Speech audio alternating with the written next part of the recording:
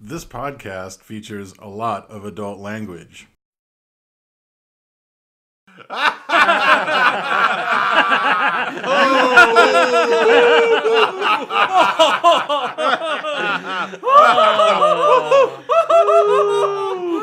Oh, brother. Space pants. I don't want to do this anymore because I just realized one of these times he's going to use this as the intro.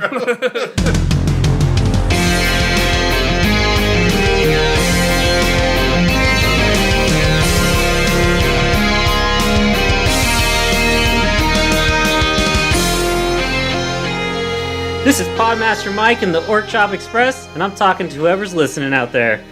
I've got three excellent DMs in the room with me tonight. I have James Houhan. Hey, how's it going? That was intentional. It's actually Houlihan, but Yeah, like the restaurant, but with an A. But if they don't have that restaurant where you live, that's probably most of you. well, that's okay. We also have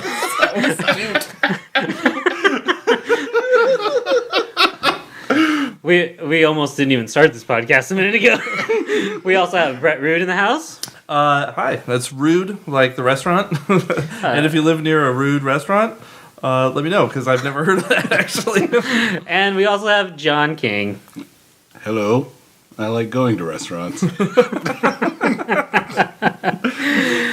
You're listening to Per Diem episode 6. We're going to be talking about role-playing tonight, how to get in character, and how to loosen up around the table, and getting the DM's tips and tricks on how to role-play a character. We're also going to continue our alignment breakdown conversation. So after the break, we'll roll some dice and see what kind of alignment we're talking about. But let's just go ahead and jump right into what we're excited about this week. John, what do you got going on? Nothing much. If I had to pick one excited thing, is that we are going back to gaming. Yes. Yeah, this weekend. This weekend, it's going down. Trainer's going to be shooting arrows. I'm going to watch Randon turn people into bloody red mist. It's going to be awesome. I get to play? And James gets to play. That's not so awesome. Kidding, you guys. It's going to be good. It's going to be the first one that Brett's doing in this whole handoff switch thing, so I can't wait for it. Yeah, for the CMS campaign. CMS, yeah. So, super excited. Can't wait for it. That's awesome. I'm pretty excited. Luckily we got to play Eye of the Fallen, Brett's other campaign, last week. It was kind of last minute, so I got a little bit of D&D in, but man, I was like itching, like it was a fucking drug. Yeah. Just like We were just trying to wrap it up, really, because we were doing that one, and everyone kind of gravitated towards Sea of Mist. So rather than trying to run two separate campaigns, we just wanted to create a little bridge for the two, so that people who had characters in Eye of the Fallen could bring them over to Sea of Mist, and we could all just converge on that. Yeah, and it gives us a lot more to work with, both as players and as DMs, because now we've got all these characters in the same place, so we can be like, if, say, a player dies or decides they don't want to play the player they're doing because they're just bored or not, it's just not working for them, they can be like, oh, well, I've got Giles here, and he'll jump in. Or if the DM wants to do something plot-wise with one of them, they have that excuse there where, sometimes you need an NPC to come in and do something, and it's hard to just be like, oh yeah, some helper shows up. But, if Giles or Lyra can ride up with some spare horses, and, it's never awesome to be like saving the day with NPCs, but at least if you have to do it, you can do it with a character that's one of the players, so everyone's like, oh, cool, so it gives us a lot more to play with, so it'll be fun. Yeah, and I cannot wait for it. Yeah, me too. Mm-hmm. Brett, what do you got going on? I have to admit, I was getting a little nervous about the game this weekend. I talked to James on the phone for quite a while last night, because I was afraid I was going to step on his toes, because he's been doing a lot of work on this campaign, but we worked some things out, and I did a lot of writing last night, and I have I don't want to spoil it right now, but I have a really neat kind of mechanic thing I'm going to put into this. So I'm excited for how this is the first time I've done it, and I'm sure someone's done it before, but anyway, we'll see how it goes, and I think it's going to be a lot of fun. But the thing I'm really excited about is I worked on something, and I made a birthday present for John. Oh, live. And I brought it. So you can hear how disappointed he is live. Yeah, you'll hear it. I'm getting my handy dandy futuristic camera phone ready. Are you ready? I have made you a 6-demon dice bag. Hell yeah! And if you check the contents within, you have 6d20, the 6-demon dice bag. Awesome. Holy shit. Show the cast off dice that nobody wanted. Yeah, no one wanted these dice. I want this dice, though. And this one's from Magic the Gathering, but we won't say nothing. That's a cool symbol on the door. Happy birthday. No, Happy thank you birthday. so much. That's awesome. So I hope you like it. All right, Yeah, basically, I was trying to pause the movie and see Egg Shen's big furry bag thing. It's not visible much. Yeah, it really don't see it I much. thought it was like the bottle. That's not a bag. That's No, a board. it's like a messenger bag. Yeah, that what he- I thought the big I have furry no messenger idea. Oh bag yeah, was a right on the 16 hip. bag. I love Yes. it. Oh, and Yeah. it does have a belt loop, so you can put it on your belt. Well, It looks super rad. well, guess who's going to be wearing this at our Big Trouble Little China? Dude, we should Oh, probably yeah. get a little gourd. Yeah, yeah. That's the next thing I was thinking about. That's awesome. Here, All out of in gourd. case you guys want to hear my 6, I can't hear the fur. it's very soft. And it doesn't smell, so it's even better. Yeah, bugbears are known for their silky coats. Oh, that's awesome. Thank you, dude. Yeah, That's why Brandon favors you like them. it. I'll put it on top of my phone. In fact, it might be my phone Yeah, holder. it could be a phone holder too. It doubles as that. Everyone's like, hold on one second. Hang on. A Hang on. 6-demon cell phone bag. I'm actually pretty excited for an artsy type of thing as well.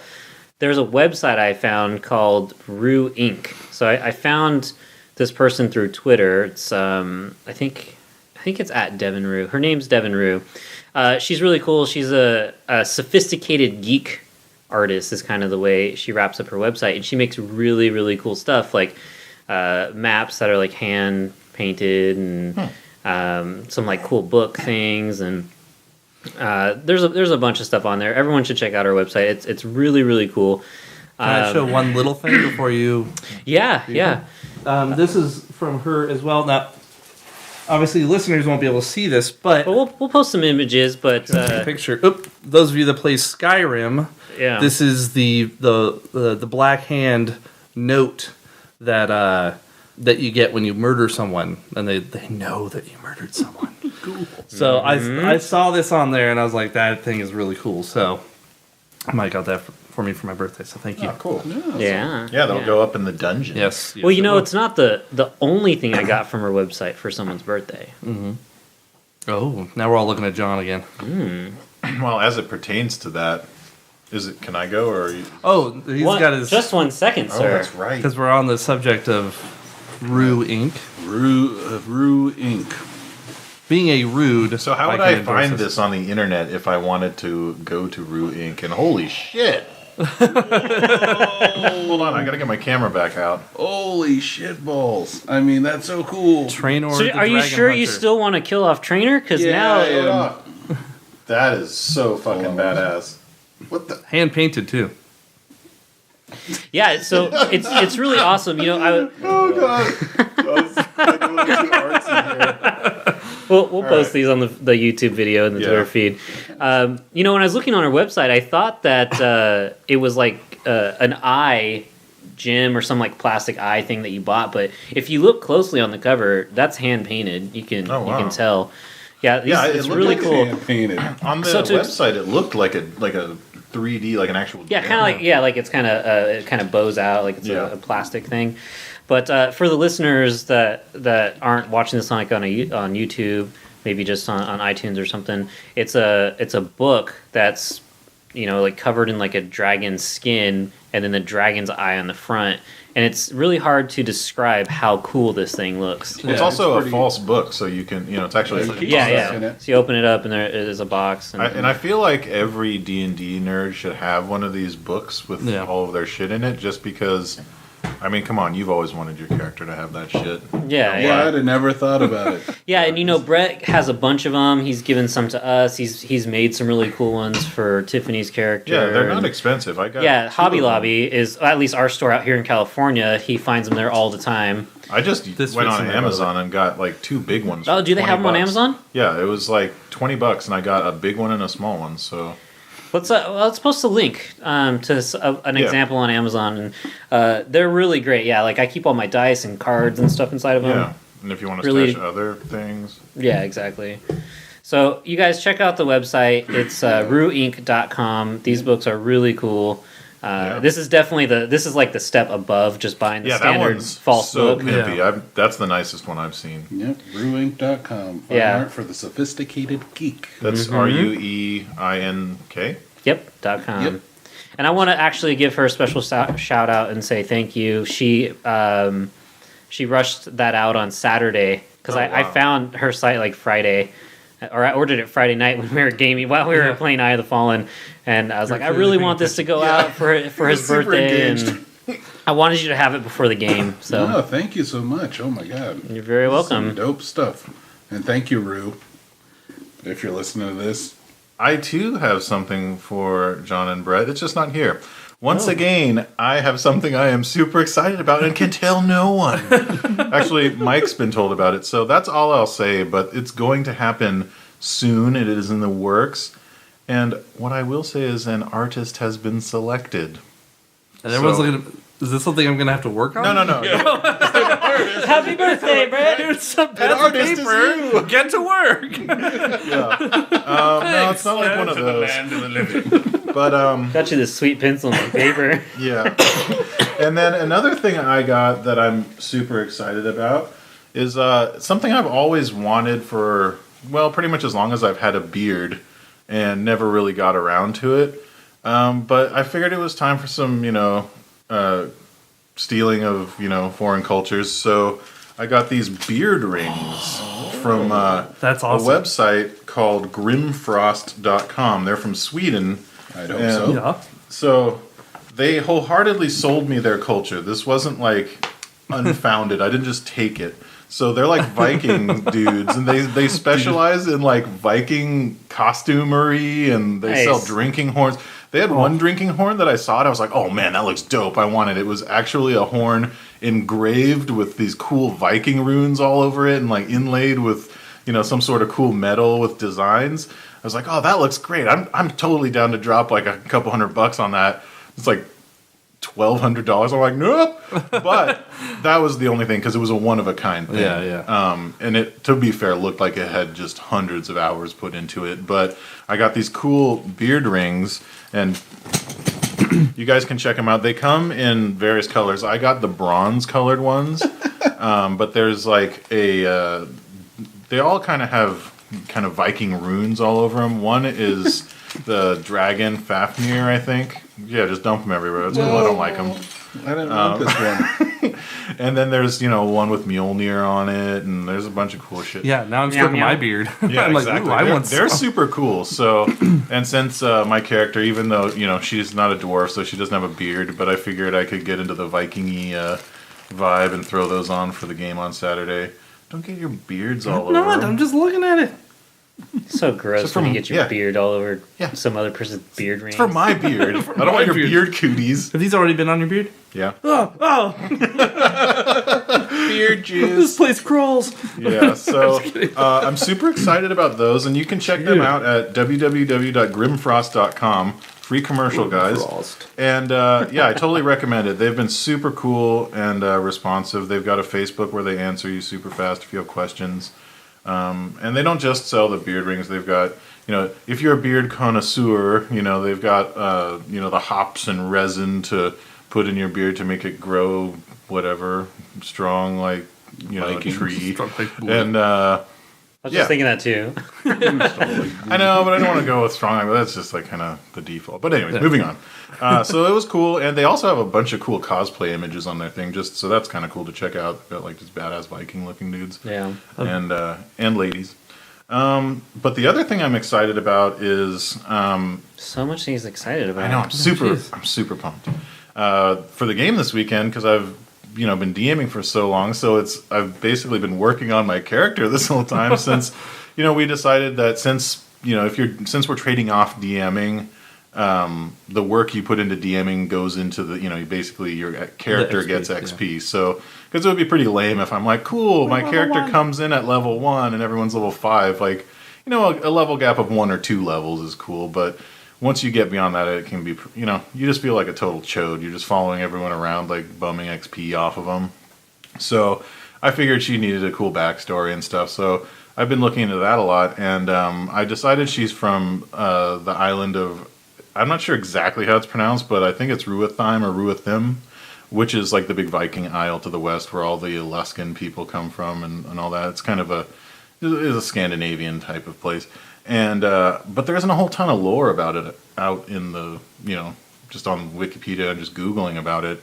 And so I consulted the D&D group on Reddit and just said, hey, does anyone know like maybe a novel or something that takes place there or anything?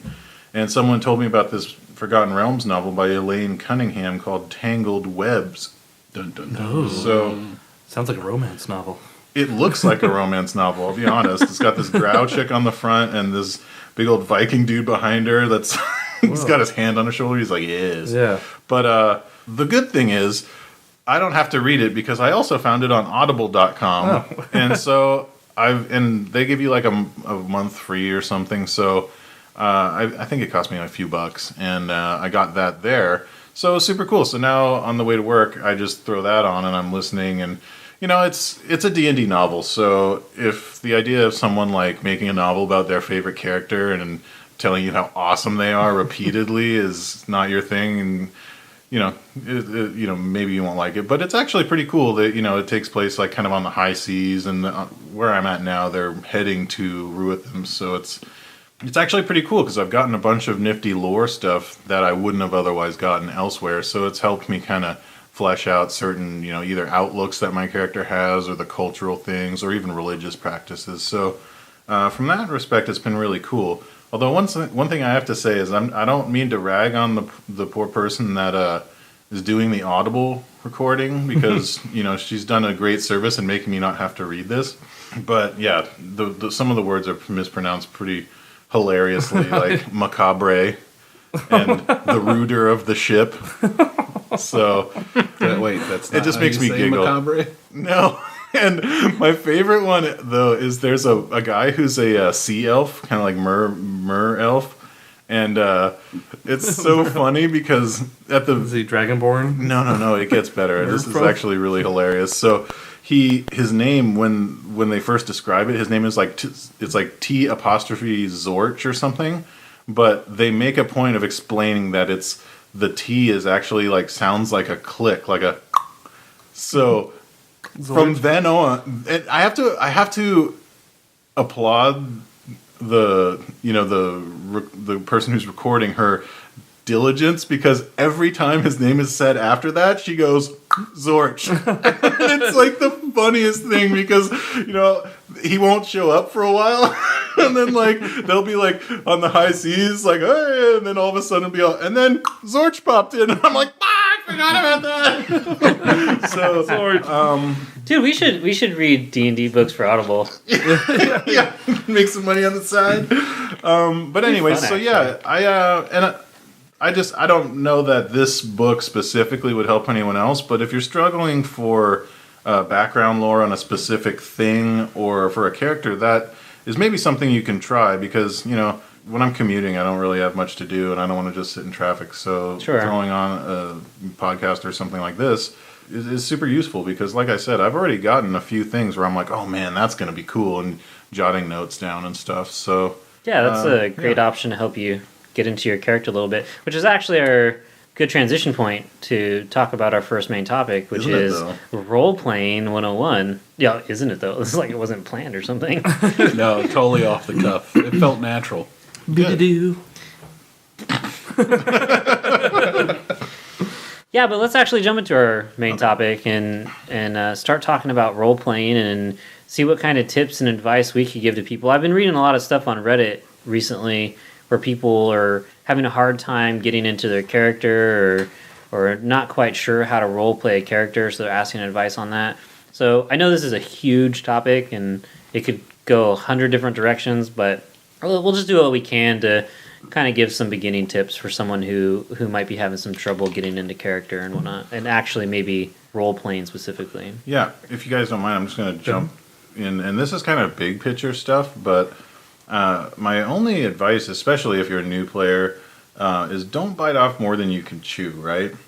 Like, there's a real temptation because especially for creative types that are going to be playing this game, if you jump in and you're like, oh, I've got this crazy character background and it's this convoluted plot and this and that, and it can be, it can be the coolest character in the world, but if you're really new, or like if you're just, struggling to roleplay, you maybe want to start with like, hey, I'm like Zoid the Barbarian and I smash things, and you can get inside of a simple character's head before you start, step it up gradually would be my advice, because if if you're struggling already, there's no point in trying to take on this like master level thing, right?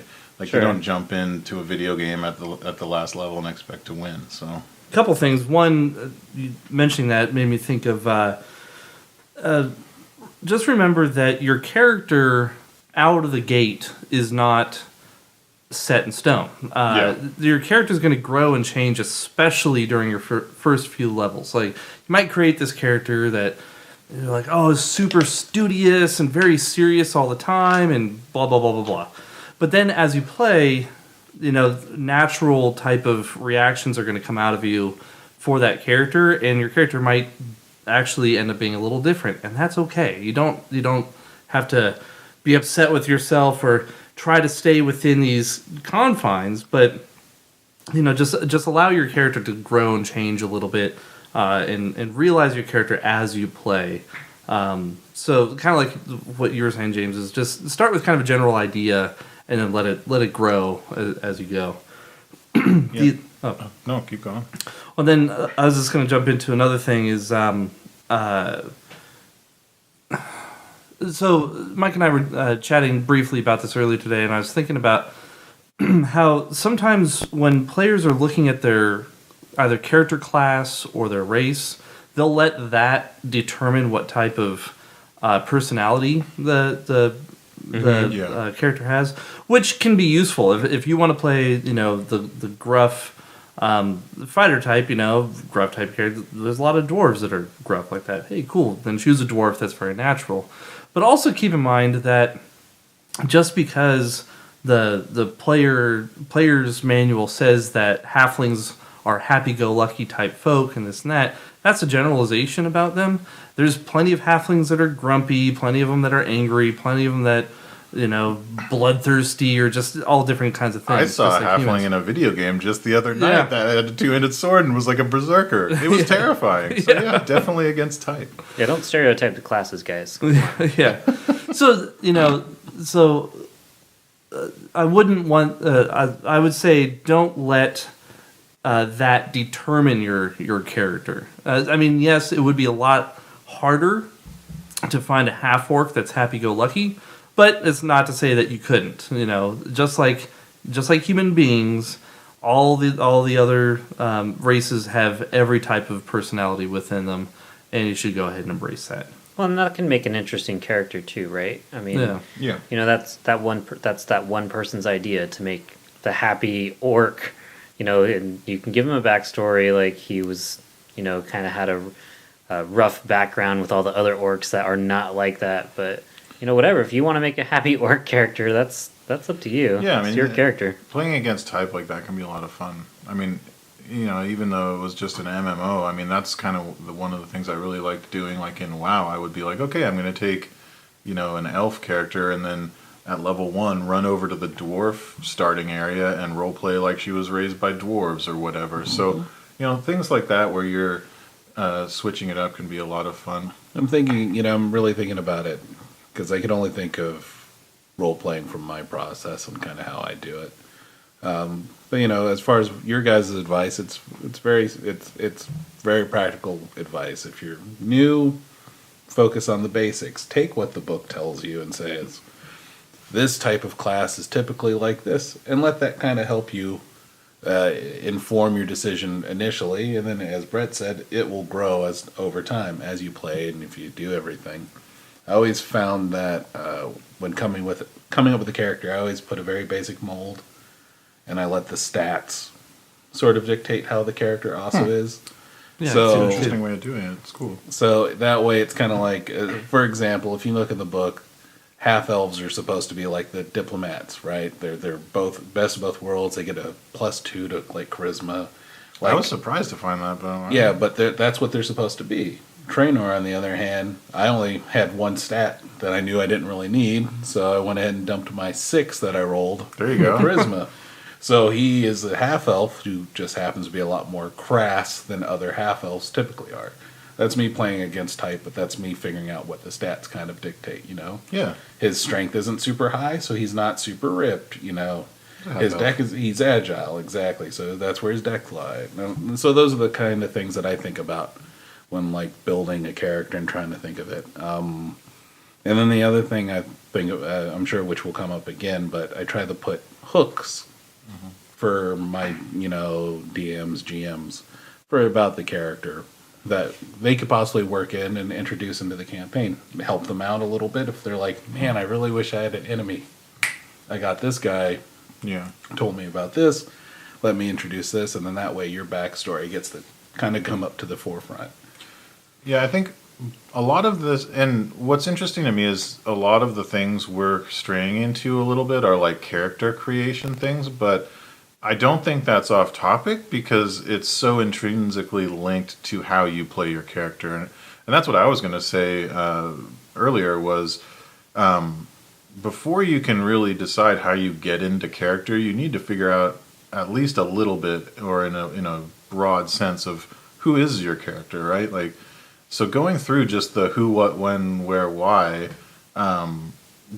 I mean, it sounds cheesy, but that can really illuminate a lot of stuff. Like, who's my character? Well, blah, blah, blah, blah, blah. Where, you know, when did that happen? Why did that happen? And then you just go down the line, and that'll start opening up other branches of that, and then you just take the next item. Okay, I'm a cleric of who? Blah, blah, blah.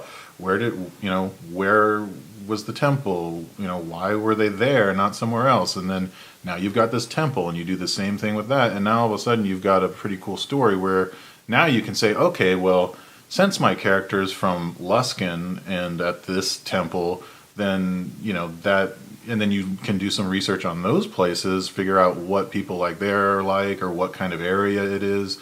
And that gives you a lot more to go on. And my other thing would be, and this is kind of something I, just as a role player, struggle with, is the fact that you're always going to have some of yourself in every character because obviously you're playing it, but just knowing the tendencies that you have as a player, because I know if somebody steps to any of my characters, my first instinct is like, okay, it's go time, let's smash this fool. And you have to remember, like, is that my character? Because it might be your character, you know, if you're like, again, if you're Zoid the Pinhead Barbarian, you're probably going to smash. But if you're like a wizard, you might, back off and then, plot your revenge or something. But that might not be your first instinct as a person. And I think that's where I kind of struggle the most. So just remembering what those tendencies that you have are and where they differ from your character, and just keeping that in mind when you're playing. Or if you're worried that you can't do that on the fly, because that's something I worry, like the improv aspect can be pretty tough. So thinking about that ahead of time, just give it some thought, think about the situations you might find yourself in, how would my character react, blah, blah, blah. And, just brainstorming ahead of time, even if you need to, have a note sheet for your character's role play or something. And that kind of stuff can be useful because that sort of thing kind of shows when you're playing too. Yeah. Well, you brought up improv, and I think when I read a lot of these questions online, this is all super relevant information, and it's stuff that you should be doing before you even try to figure out how to role play your character as far as improv and whatnot. But I feel like a lot of people have the problem with improv. I think they have a hard time coming out of their shell and getting into character, or trying to figure out how to get into character. And what's some good general tips for someone who might be coming into D&D for the first time and they want to try it, but they don't really know how? Well, I would say, especially when you talk about the difference of getting in character versus what a lot of people feel like it means is, I think, pretty huge, because a lot of people hear getting in character and they assume you're speaking in the character's voice as the character, like it's Renaissance Fair and you can't break character, that's not really what that means. You know, the way I think of getting in character is just kind of putting yourself in that person's shoes mentally and letting that color your decisions and your process. So if you're especially if you're new and you're jumping into a group of seasoned role players and they're all speaking in character, I wouldn't let that intimidate you. You don't have to speak in character if you're not comfortable with it. Just say, my character speaks in a, very eloquent voice with a foreign accent and introduces himself as, blah, blah, blah, the mage, and, he does X, Y, and Z. And you can just do that. And, it's not, unless your group's a bunch of dicks, they're not going to, mock you for it. It's a legit way to play your character, and it's a way a lot of people play. So that would be my first advice. And then once you're comfortable with that, you might not know how you even want your character to sound in the first session. Sure. So trying to establish exactly who that person is can even muddle your process a little bit. Yeah, I completely agree and relate to that because, as I've mentioned to you guys before, when I started playing with you guys, I was not comfortable with getting into character voices and the improv and whatnot, but I did play that way. He's like, oh, I would say this and he does this, which I think is fine. But Rhett, since he's kind of known for, well, him and John can both do a lot of really great voices, so I want to get both of your guys' input. But let's start with you, Brett. Yeah, you do a lot of bear and goblin voices. What the fuck? Well, just because they didn't get recorded.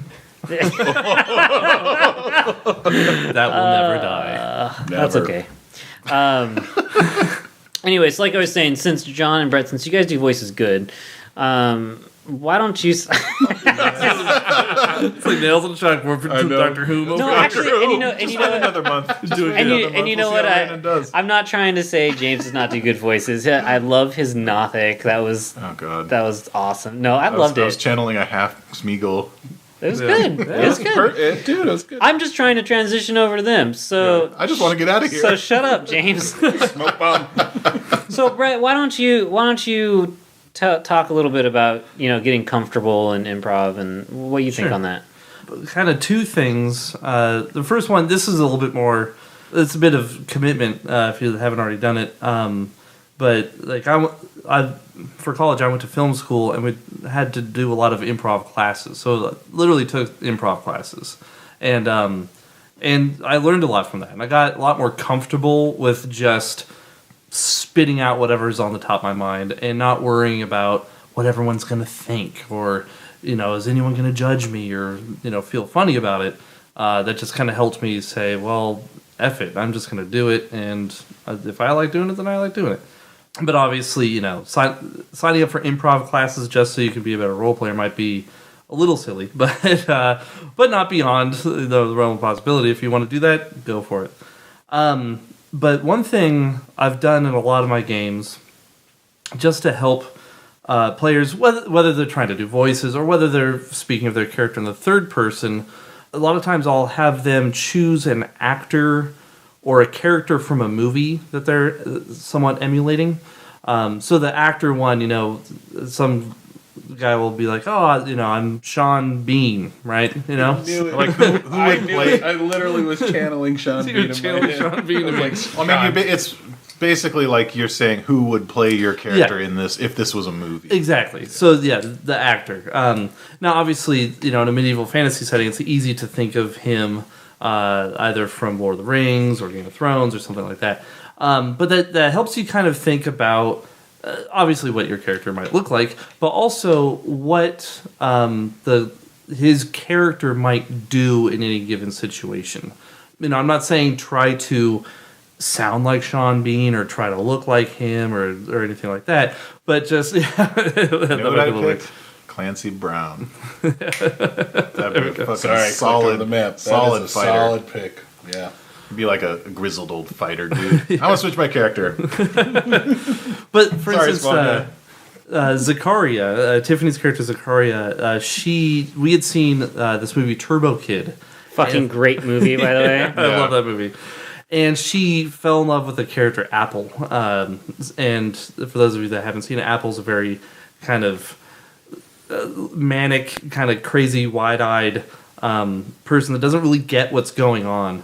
And that's kind of how she wanted to play it. So I even printed out a picture of Apple looking really crazy, and I printed it out for her so that she can keep it and look at it if she wants to help channel her inner Apple when she's playing. That's a good idea. Yeah. Like just keeping that handy so you have that on the kind of the tip of your brain. Yeah. Yep. Yeah, that's good. What do you think, John? So, kind of like Brett's background, I went to an art high school for like 4 years for theater. Wasn't very good at it.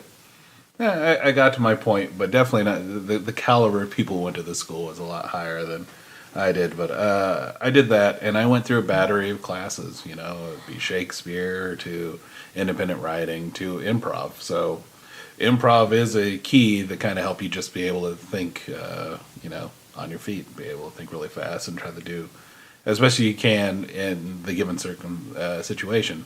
And I would beg to differ with what Brett said, that if you did improv classes, probably help you with real life too. Oh yeah.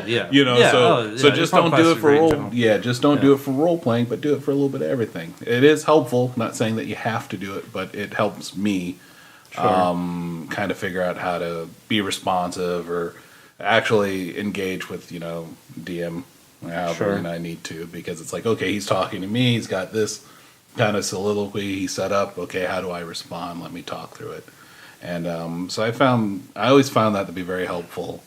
I mean, I don't know. It's like if you've grown up like with me, I always grew up watching a bunch of cartoons from the 80s. So I always loved making a bunch of different voices and trying to do a bunch of different things. So when I DM, I like to do those different voices. I like to fill the world with quirky individuals that are kind of memorable. Like I have my group over there just keep talking about Tom and Neville. These were two characters that came up, and one guy always translated the final sentence that the other one said because no one could understand him. But they really dug it, and that was the type of thing. Yeah. Trying to build and establish a world. It's not necessarily, so it's kind of like, what do you need to help you focus on your character? Having an actor in mind is great. Yeah. Having a character who is played by a character in mind is great. It's a great starting point. Helps me out. Traynor is not based off of any one particular person. He looks like Aragorn because that's the reference I gave, but it's not necessarily what I had in my mind's eye, but sure, it's all good. It's just like those little. You may be changing. You may be changing. Oh no, he'll have platinum blonde hair. Whatever, yeah. And blue eyes. He might even shine a little bit, but we'll see. It's gonna look like Chris Dane Owens. Chris Dane Owens, man. CDO. Wait, I don't want to get sued. Yeah. I don't want to get sued. But so if they want to know what the fuck, no, I'm gonna ask him if we can use that as our intro song. Yeah, check out "Shine on Me," Chris Dane Owens. The music video. Music video. It's pretty amazing. It's not the gospel background. one. It is Traynor's history. Yeah, that's Traynor. And if you want to learn about building background and trying to figure out who your character is, you watch that. That'll give you some ideas. Yeah.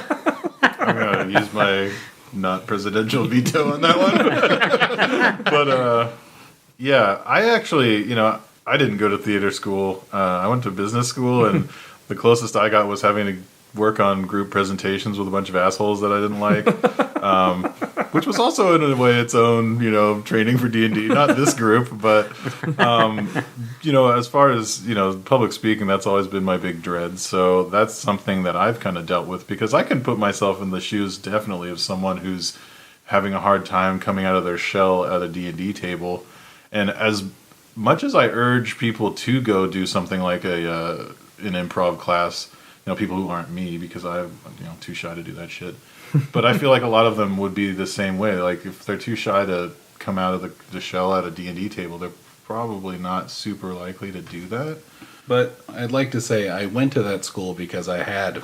Yeah, so maybe that's something that was my thing. I didn't want to do anything and get in anybody's way, so I went to school to learn how to get out of that shell, or at least be a little bit more. Because before, if I was with you guys, totally cool. You'd be like, man, this guy's all right. But out in the world, I'd be even more mouseier than I kind of am. Because, I don't like to be heard for the most part. Talking about me. No, I'm talking about myself. I know how I am. You guys get in your social situation, I just hang back. That's typically how I do things. But I'd be even more so where I might be taking photographs of dewdrops and like blades of grass and stuff like that. Oh God. You know what I mean? So like, I mean, I had to get out of my shell. That's why I went to that school. But it's not for everybody, definitely for sure. Sure. It's not the only way to do things either. Yeah, there's definitely the different types of playstyles, but I would say if you're someone who is shy and trying to come out of their shell, like they want to do it, but they're just most of the time they're afraid of failure. Yeah. I fucking ran in the shower. I practiced his voice in the shower. I was like, I don't remember that in the game. Not just my character in the shower, but no, I mean like I got practice. the worst mental image. Practice, right? Can you imagine the drain? So much hair in the drain. Hair and rocks. No, but seriously, practice, right? Bunch of those. Yeah, no, that's, practice, because that's the only way you're gonna be able to be comfortable enough to do it and feel like you succeeded at it. Yeah. And then, at least for me, Ranon and Tons are actually the first characters that I've tried like doing voices for in role playing. Yeah. And each game, like kind of like Bart was saying, is it evolved and kind of became someone more, and then I became more comfortable doing the voice. So really, you just gotta kind of throw yourself out there and just do it. Totally. I got two more quick things. Sure. That I just thought of. One is don't get hung up on the voice or doing an accent. Yep. That's what I see a lot of people trying to do, and it's really doing an accent, at least consistently, is very difficult. And I know, like, hell, I'll watch Critical Role, and I see these guys doing these great voices, and it's really neat stuff. I'm like, I want to try it. And then I'll start practicing in the shower. I'm like, okay, I can't do that accent. So just keep in mind when you're watching things like Critical Role, those are paid professional voice actors. That's what they do, and that's why they're so damn good at it. And I've certainly tried a bunch of times to make a character that has some kind of exotic or interesting accent. And what happens is I would get really shy, and every time I would say anything, I'd start giggling or laughing right afterwards, and it just kind of ruins everything. So if you can do a voice where it's just a little bit deeper, Ranon, put in a little bit of gruff, like I'm Ranon, but other than that, you're just speaking yourself. It'll make you a lot more comfortable doing that. So that would be pro tip. Well, and that also comes up, this is a little bit of a tangent, but I see this every now and then on the Reddit forums, which is like, how do I role play an opposite gender? Like, if I'm a female playing a male character, do I have to be all crazy? And it's just use your regular voice. Like, don't treat that like a different, it's not like an orc. You don't have to get all crazy with it. It's just speak like a person and just treat it like any other character you would do. So if it is like a warrior dude, maybe like a little bit more gruff, but that just speak. People are going to be like, just speak. Yeah, because if trying to change your gender and your voice is even more difficult than doing an accent from another country. So trying to do that is either just it's not going to sound good or be kind of insulting. Like if I was trying to, I'm a woman now, it's like all the women at the table. My wife would be like, "What are you doing? Do you really think that's what we sound like?" I'm like, "No, I can't talk like a woman. I just don't know how to do it." Well, it comes all the way back around to what James was saying, which is I think don't feel like you have to do that. Yeah, exactly. I want to do it because I try, because I think it's fun. I enjoy when you guys are DMing and do voices. I enjoy it. So I try to do it. When I do it, I enjoy it myself. I don't know if other people enjoy it, but I do. I enjoy it. No, it's great. I mean, I was going to say, you as a role player have grown leaps and bounds from the first time we played games. Like, I mean, it's literally measurable. Like from when before where you'd be like, I choose to do this, and now you're like, it's so be brave. You're in there and you're doing it, and it's like that is like a paramount to like a starting player to figuring out. Sure. Hey, this is where I'm my comfort zone, and you just keep pushing that comfort zone because you realize at the end of the day, there's no wrong way to do it. Yeah. There's truly no wrong way to do it. That's a very good point. Like, you don't need to just show up on your second game or your first game with the group knowing you're kind of new or working on this and all of a sudden be this, like, master role player. taking it, like John was saying, like pushing it a little further each session, just figuring out what you're comfortable with is pretty huge. Mm-hmm. Yeah, and I think I keep growing into it because I keep realizing it's becoming more and more fun. And that's actually kind of a cool tip not a tip, that's some advice I would throw out there for anyone who wants to start getting into trying to roleplay their characters. Like, just give it a shot and like see where it goes. And I've had a lot of fun seeing where it's gone. And also my brother has done that before and this is a really, I think, important aspect of it is, if you're going to try out a voice, don't be afraid to do that. And if you don't like how it's coming out or whatever, just say, you know what, I don't like that, I'm going to change it. Mm-hmm. Yeah. There's nothing wrong with that. I mean, no one's going to say, hey, no, you have to stick with that. Yeah, because Matt's done that with some characters in the past, and he's just like, you know what, I didn't like how that sounded, I'm changing it to this. And no one's going to be like, no, you started with that weird voice, and you have to continue. Like, no one's going to say that. It totally takes me out of the whole story now. You ruined my immersion, man. I had this vision of you in my head, and it's totally shattered now. Yeah. You sound so confident now. Yeah, I know, right? You sound so much more comfortable. Yeah. And I don't know how much it comes into play as far as how comfortable people are in their groups, or if they're in a group surrounded by people like us who are very comfortable around one another and aren't embarrassed by doing whatever, because we could say or do whatever and just laugh it off in the end. You know, like stranger groups type Yeah, because I read a lot of Reddit stuff where you find out as the questions and the thread expand, they're like, oh, do you know these people? And you find out they're like, no, I don't really know any of these people, because they're kind of friends of friends. That could make it hard to try and role play and whatnot. In this no, I was going to say, I wouldn't let that necessarily stop me, even if it was...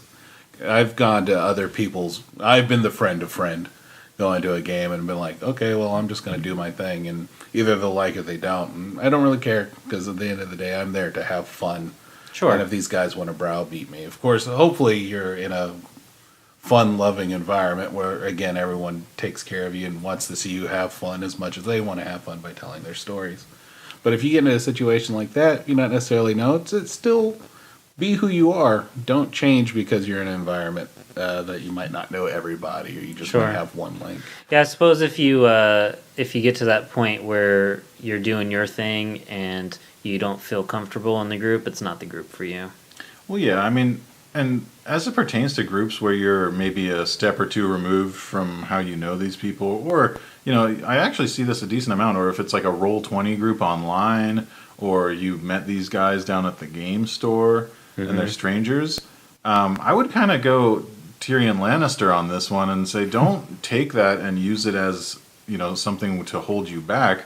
Use it like a suit of armor and be like, it's like, if you're going to go up and try and, talk to someone at a bar, like, yeah, it's a stranger and you've never met them and you're scared to talk to them, but who the fuck is this? You don't know that person. You're never going to see him again. Who gives a shit? Like, go have fun, like, talk, role play, do what you want. Don't let that stop you. Use it as an advantage. Like, I can use this as an opportunity to experiment and kind of try out some things with a character that I might not have otherwise in a main, in my, if I know, like, John always busts my balls about, this voice I do or something. It's true. I'm just using it as an example. But, like, if that might give you... Playing with strangers might give you some freedom that you wouldn't have otherwise felt like you had, and just say, you know what, fuck it. Like, if it's especially like a Roll20 group, that might be fun to just do as an exercise. Like, join a group, play a one-off session, and be like, I'm going to play this type of character, and just play it up. That's a great way to do it. That's like taking an improv class. Yeah, just hop on a Roll20 game and just let loose. So yeah, I wouldn't. That would be kind of my advice on that. Sure. It's weird because it's been so long since we played with strangers. I think we like that Cyberpunk at a gaming convention so long ago. That's probably one of the reasons we stopped. But yeah. I felt so bad. Didn't we actually have to ask someone to put on deodorant? No. So I was going to say. I have it makes us sound such assholes, but you don't know, man. You just don't know. So we had gone to plenty of conventions, and we had smelled the horror that lies within. And it's just and without. For those of you who haven't gone to a gaming convention yet, you should go. They're a ton of fun, but just know that there are people doing marathon games that haven't showered or really had much hygiene for the past couple days. So before they got there, yeah, that too. So we made a vow. I remember we were in high school. We made a vow never to be those guys. We were like, we are wearing deodorant and we're making sure we're showered before we go. Like, we're not going to be those guys. So I literally brought an extra stick of deodorant in my backpack to this convention, and we sat down to play Cyberpunk, and we're playing. And all of us smelled the smell. Felt so bad. And we're kind of like looking around, like, oh, who is this? And the DM literally stopped the game, and he's like, okay, I'm sorry, I feel bad, but it's literally distracting. Someone's body odor is pungent. It is very strong. Like, it is pungent. And he's like, I don't. And he was cool about it too. He's like, I don't mean to call you out, but seriously, we got to do something about that. And then this one guy, he was wearing one of those tank tops, but super low cut on the sides. Like the you know, weightlifting ones. yeah, like the weightlifting ones. Like he wanted it to be a thing. Just wafting it at people. And he shyly like raises his hand. Again, I felt bad for Yeah, the it guy. was super awkward and cringy, but at the same time necessary. Yeah, so I reached in my backpack, I grabbed this deodorant, I popped it, it was a new one, so I had the little protective thing. I popped it out, I handed it to him all, here you go. He's all, cool, thanks. And he puts it on, he went to hand it back to me. I said, no, that's okay. That's yours. You go ahead and keep that. Like, He was actually super on the cool, house. though. Yeah, no, he's a nice guy, and I felt bad, but, that'll happen. Yeah. Sorry. That's cool. I still think you could make a fortune with just having a little kiosk. deodorant stand? Well, Yeah. let's be fair. At this last PAX, they gave out deodorant. Yeah. Oh, did they? What is that? Welcome to the club, 20 years late, PAX. I know, right? But, yeah, having a little kiosk thing, you roll around like a cart. Get your deodorant here. Deodorant, cologne, Axe! body spray, toothpaste. Well, as natural as it sounds to jump right back into how to role play. Yeah. Well, we were role playing vendors. Yeah. Yeah. Did you hear my accent that I It made? was- Waterdeep Joe's deodorant. Waterdeep Joe's, here I am. Got all your salon products. I'll take care of your hair. I'll take care of your arms. I'll take care of your backside. Shoes. I've got shoes. Okay, moving on. Okay. Bill. You don't need improv. You don't need 4 years of therapy for that. Jesus Christ. Well, I don't know how much longer you guys want to talk on roleplay, but I only have one specific thing that I want to say because I thought it was some of the best advice I've heard so far, and it was when I was riding home from the last game with John and James. And I was just kind of joking around, talking about how I was like, John can just like fucking role play anyone, and it's like it's crazy. I don't know how to do that. And James, you'd made the comment that has stuck with me, which is that he's probably put a lot of thought into how his character would react to specific scenarios. And I think that's a really, really good piece of advice. If you think about your character and the things that they'll be thrown into and how they would react to that, I think you'll know how to play your character a lot more.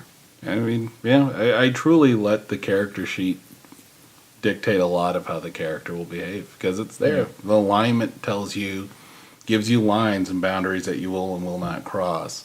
Your stats dictate what you can and cannot do. You know, your class dictates what tools you have available. Your background gives you kind of like a basis of who your character is. There's a lot there to work off of. Yeah. And just for him, it's just really easy to sit there and be like, nah, he wouldn't do that. Yeah, he'd do that. Right. Yeah. You know, it's like, I know, I figured that out. Because it take time and you think about it, and writing a backstory really helps you kind of figure that stuff out. Yeah, I think I haven't really taken time to do it myself yet because I've been so busy with other stuff, but I'm going to definitely start thinking of some scenarios and writing out how Randon would say them, almost like kind of storytelling, like writing a book or some quotes and just how I think he would act and just kind of get in the zone before Saturday. Yeah, well, I mean, even that kind of thing is stuff that, I mean, when I'm thinking about it, it's usually when I'm just spacing out doing other stuff. If I'm doing a really tedious task at work or, you know, you're in the shower or whatever, you're just, you know, that's not something you need to sit down and, you know, bust out your character sheet for. You just be like, okay, you know, just, and you could even do it if you wanted to do kind of some more structure to it, just as an exercise. Like, think of a common situation that happens either in a dungeon or an adventuring situation, or more importantly, in an interaction with your group. Think about your last session. What was an interaction that happened, and how might your character have reacted? Or if you're not happy with how you role-played, how would you have role-played it better? So if something similar happens next time. Sure. Because like I said earlier, it's easy to let that, the you part of the character just jump out and react instinctively. Where when you go back and think about it, you're like, fuck, you know what? My character totally wouldn't have done that, And everybody has those, and don't get hung up on it, but just kind of throw it in the memory bank and move on. Record your games, too. No, actually, it's super cool. You don't have to put together a podcast or anything like that, but what's funny is if you guys listen to our first podcast campaign episode of Eye of the Fallen, just recorded it on an iPad. I just set an iPad on the table and hit record, and it was more for fun, and we just decided to do this afterwards, but it's so fun to go back and listen and be like, oh, that's cool. I kind of forgot that I did that. I would probably change up the voice a little bit, or I'd probably react a little bit differently. It's really a good reference, and it's also really good to listen to before your next game. Get in the zone. I mean, going over your quote-unquote performance like that is, that can be a huge benefit. I mean, stand-ups do that all the time, like comics. I know, Joe Rogan, he just throws his iPhone on record and puts it in his back pocket and then goes up and does a set. There's no reason why you can't do that for your game. And, like Mike said, that's a great way to kind of, if you're doubtful or if you feel kind of insecure or nervous about your own performance, think of, it'll give you a good idea of what you don't like about what you're doing, and so you can start changing it. Yeah, just don't overanalyze or criticize yourself. It's you're meant to have fun. Yeah. Have fun and just figure out how you want to have fun in that game with the character you have. Sure. Well, let's jump into our Twitter poll. I know we talked about role-playing for quite a while. There's a huge category to talk about, so... It's kind of big. Yeah, it really is, yeah. Our Twitter poll that we put out was actually pretty similar to the whole role-playing topic, not how to role-play, but I had read some Reddit stuff again that kind of sparked this question, but it was, how do you feel about two players creating a romantic relationship with their characters? So that can be awkward. I tend to agree. I think it's awkward myself. The answers I put out there for people to vote on were, yeah, how romantic. Yes, if it enhances story. Nah, keep it to NPCs. And nah, overall, bad idea. So, going around the table, I'll start with you, James. We'll just go around and all the way back. Tell me your vote and also what you think everyone voted. It's kind of like the sex topic we spoke about in a previous podcast, where if your players are mature enough to handle it, knock yourself out, do it. But, again, it can be a little weird. It's a sticky subject. Ew. I didn't like that, goddamn. But I would say if you're going to do it, it should be something that's discussed in advance and not really gone into too much detail in the game. Sure. If you want to have two people's characters getting involved, you can just mention it in the game, like, oh yeah, they seem to be, affectionate or whatever. Cool. All right, we get it. You guys are a thing in character. Just move the story along. Same thing with, Elsa and Oval. You can mention it. You can even use it as a plot thing. But, you don't want to get sidetracked in the fact that it's happening, right? Like, I should mention, too, Elsa is an NPC. Yeah, that's what I'm saying. But handle it in a similar fashion. Sure. You don't want that becoming the focus of your game. All of a sudden, everyone's making all these jokes and stuff, because that can sidetrack a game really quickly, especially when it's I think it's a fair guess that there's a decent amount of groups out there that are all dudes. So you're gonna. Oh man, that just inspired. Remember that scene I showed you from the IT crowd, Brett, when they're playing Dungeons and Dragons, and the guy had just got over a breakup, and the dungeon master turns into this like elf ghost, and she's like, "You have to get over it." I'm like, that's right. It's so funny. If I remember, I'll put a link to that clip. It's really funny. But so you said you're in between. Yeah, if it enhances the story. No, keep it NPCs. What do you think people voted? My final pick is yeah, if it enhances story. I'm adding the caveat that you can handle it and you've discussed it ahead of time. Yeah, if it enhances story and if you can handle it. Pretty much. Pretty much. I think most people probably say keep it to NPCs. Okay. Yeah, I think that's probably the most common response. That's my guess. Brett, what do you think and why? And what do you think people voted? He's looking Very stern over there. I think Boots is in the house. I'm in a similar boat. Probably leaning a little bit more towards the yes, as long as it enhances the story. But again, like you're saying, we're playing with mature players. Like Tiffany and I being married, we wanted to, and her being a new player, she wanted her character to be have some connection with mine, just so I could help her out. But if you notice, we don't have a relationship, a romantic relationship. And that was also, and that's a good point to bring into this topic is, as it pertains to new players, right? Like that's a good way to make someone feel a little bit more at home and not, because if you're a lone warrior and you're thrown into this world and you've never roleplayed, like it's a little much. So having a character like yours where you're, in a relationship or have been or whatever, you've got this connection to this other character, it's that a little bit of reassurance, Yeah, and although we hadn't really discussed specifically whether our characters have a romantic relationship, we thought it was funny that Ovalt had already met Elsa and was kind of pursuing this NPC. So Tiffany specifically wanted to play Lyra kind of as this jealous coworker that in some ways kind of likes Ovalt, but nothing would ever happen with it. And because Tiffany and I know each other really well and we get along, we can play that up, obviously in character and make for some really funny moments. But I would say, if two players wanted to have their characters in a romantic relationship, like they're married or whatever, and that can really tie them together. If one of them's hanging over the side of the cliff, the other one's going to be very intent on getting that other one back up from the cliff because they're obviously so connected. So as a DM, you can use that to pull the players or characters in one direction or another. That actually reminded me of something, and I feel like this is some pretty sound advice. Sorry, John, you'll get to talk eventually. Yeah, I'll wait. But oh, you're still here?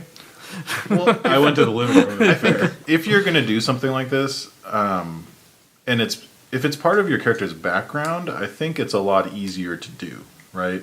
Like if you're going to have a newly burgeoning relationship that just happens in your adventure or during adventuring, that can happen, but it's a little trickier to do. Whereas if you're going to have it as part of your background, my advice would just to be to treat it like any other relationship to any other character in your background. So, for example, my brother and I, a long time ago, we made two characters that were half brothers. I was a half orc and he was a half elf, and it was pretty cool because he was like the brains behind the outfit. He was this rogue, and my guy was this big dumb fighter who was the muscle.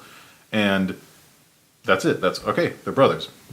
When we move on, and everybody knows they're brothers, and that's just what it was. We didn't, there was some roleplay back and forth, but and it helped the story. Treating a relationship like that rather than focusing on the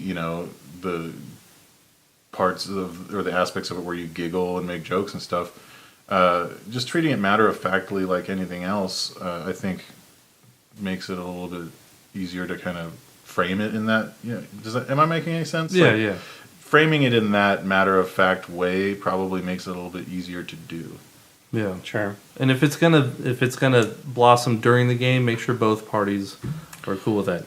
Yeah, otherwise it could be creepy. It's like my character's super into your character, Brett. Yeah, exactly. I roll seduction. Yeah, I rolled a natural 20. I roll intimidation. You're my bitch now. Excuse me. Yeah,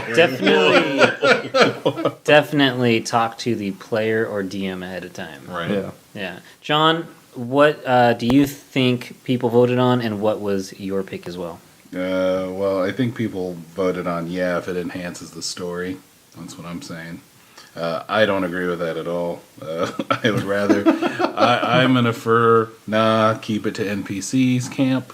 You're solidly in that. Straight there. I'm not the guy to be doing anything sort of romantic. You don't want me describing that stuff to people, and you don't want me to have to try to have that flow in. I'm not. That is not my bag. That's not my thing. So she seductively strokes your cheek. Exactly. I mean, you don't want me doing that. Barista. Yeah. Then she closes the door. Fade to black. Fade to black. You wake up wanting coffee and not wanting to have a conversation. I want to put that voice into a romantic, like a romance movie, like The Notebook or something. It's like, and then he read to her about. You wake up, but you are alarmed to find she's laying on your arm. You cannot dip out. Roll a d20 to see if you. I roll sleight of hand. Sleight of hand. Roll stealth. You rolled a natural 1. You have to stay the night. No, you totally don't want me doing that.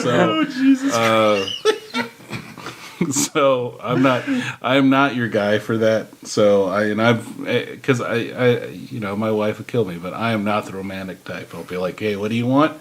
Here's some money. Please go do what you got to do. I'll buy you stuff, but I'm not the typical romantic guy, and I don't want to help other people facilitate that between their characters. If they want to do it, I'll let it go, but I'm not going to be the one that goes into great description or detail. Yeah. But it's like, okay, that's your bag, but that's it. But if it gets distracted or it gets distractive and all that stuff, then it's like, okay, that's cool. Now the dragon's ahead of you.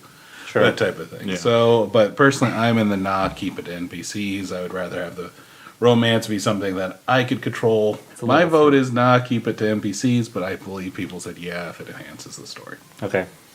I'm actually completely with John.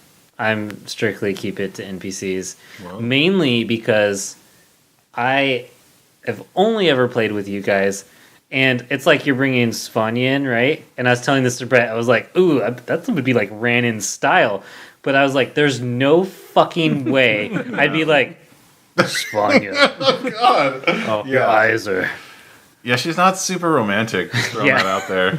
I don't even want to continue that example. But yeah, I mean, it's fucking weird to me. Yeah, but I can understand that for other groups who, like, if they're completely, like, immersed into role-playing and they're, like, for that, that's cool. Yeah, if you're like that, I would say, I mean, I don't really want to run with that example. Yeah, but say some other player in our group was just like, let's. You can role play that as long as you're okay, if you're comfortable with it, and just say, cool, they're a thing now, moving on. Yeah, and then if we get to that Rannin and Ovalt are on a cliff and I have to pick one, I'm going to go with Rannin because that's, whatever. I thought you were going to say something else. Oh, God, no. But you get my point. If you break it down to just treat it like any other, relationship your character has in a background, like your character's brother, sister, or dad, or whatever it is. Treat it in those terms. It's a little easier to stomach, I would imagine. I much prefer siblings or co-workers. Yeah. Like Ovalt and Lyra worked together, running con games. So we had a quote-unquote relationship, but it wasn't romantic. It's just we were friends. Yeah, because it's just, It's just easier that way. Well, let's hear it. The votes are in. Uh-oh. And 54% says, if it enhances story. Oh, shit. Over that. Yeah. Yay. You guessed right. I guessed right. Yeah. I guessed wrong, but I was in the right camp. Right. You were in the right camp. Well, all right. Before we take our break and jump into Reddit questions and whatnot, we're going to do a fun little game. Who's heard of the game Super Fight? Nope. I have. James? I helped my... No? All right. Together, so. Well, it's funny. The two people I'm going to have play, we're not going to play Super Fight fully how you play it. I'm just going to draw a couple cards and you're going to play. But here's how it basically works. You draw a character card, then you draw 2 ability cards. Okay. So the ability cards are these black cards, and these are the character cards. Now, the character cards are not Super Fight cards. These are custom D&D character cards that I made. All right. So it's a D&D Super Fight. What's funny, though, is these ability cards are not just normal ability cards. They can be super silly shit. So I'm going to give you an example. We're going to draw a character card, and these 2 cards are just going to stay out of the deck. But you're going to say Strahd, right? Explodes if he stops moving, but he's made of stone. Now, Neither of those keep things are moving. true. I know, but you'll both get characters with abilities, and you guys are going to get 2 minutes, and you have to debate against one another. Oh, I can debate that all day. Debate to one another why they would win, and then Brett and I will vote on who won. Okay. It's kind of like Just roll me up a character. I'm ready to I know. go. This is gonna be awesome. I mean, this would be right up your alley, Mr. Debate. Mr. I don't know what you're doing. I've been arguing geek debates for about 30 years. Will you now. Let's keep go. these face down and hand those to Brett?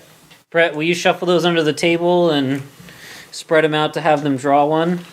So can I only debate based on the 2 powers that I have, or can I bring in other stuff? Well, it's that character, whatever powers I have, plus these. plus those. Oh, it's But not all of them are beneficial. Well, yeah. Some of them are not beneficial.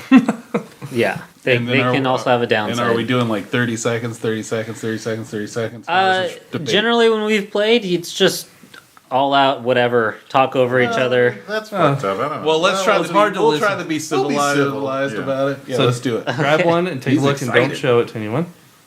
This is your character. You're looking? But it's not written on. There's nothing. It's blank. No, it's Yeah, not. but- You can kind of see I through can't them. see shit. Oh, the only one I didn't want. I mean, cool. This guy's awesome. This guy's sweet. He's gonna be really, really good. And who knows? It might be a totally unfair fight, but that's, sometimes that's how it No, goes. you're fucked, sir. Not true. All right. I'm sorry So to break now this to you, take but- two All right. of those. Take 2 cards. I'm taking the one on the end. I'm going to take this one, and then you can take that one that's jutting out, because I picked it. Haha, sucker. No, you picked the one next to it. Oh, you're so fucked. Dude, you are Okay, fucked. so Nope, you've lost. John, can I see yours really quick? I'm just gonna read it. Dude, it's go time. All right. Oh fuck. Okay. Or should we let them announce who they are? Yeah. Or are you Okay. gonna- All right. No, we'll let you guys Okay, announce that'd it. be cool. Well, but that might color our brainstorming. Are we supposed to go into it not knowing who we're fighting? No. So you guys are gonna put them both down. You're able to see each other's, and you're just gonna start. Okay. So I'm going to have you both announce who you have. Then I'm Is that gonna, the worst stance? and then I'm gonna, You're about to get punched, son. and then I'm gonna start the 2-minute timer. You guys can be civil if you like, and I go will back be, and forth, yes. or you'll start talking over each other. I'm just saying, it might happen. John, who do you have, sir? Gotta hear this. And in this corner, Tiamat. Oh, for fuck's sake. Well, actually, that's not bad. Okay. Oh, no, What, okay. what special powers? And what abilities? Well, as the god of dragons, she can animate dirt That's awesome. and can clone self. But each clone is smaller than the previous. So it's like a little Russian doll. Exactly. Okay, well. James, what do you fighting have, out sir? of the red corner, Drizito Erden. Oh. Yeah, you can see I was like, great. The one guy I spent my entire life rolling my eyes at with frost breath Ooh, I have that. and an invisibility cloak. Oh, good. Oh, all right. Bing, bing, bing, bing. Well, I'm just going to start off by Please. saying that, unlike Tiamat, Drizzt has never lost a fight, ever, because I don't think that, what's-his-butt, the author, will let it happen. So, I know how this is going to end up, with Drizzt winning, because that's just how it goes. I disagree. Tiamat is a super dragon with true sight, which would see through your invisibility cloak. That's and probably also true. one of its head has frost breath as well.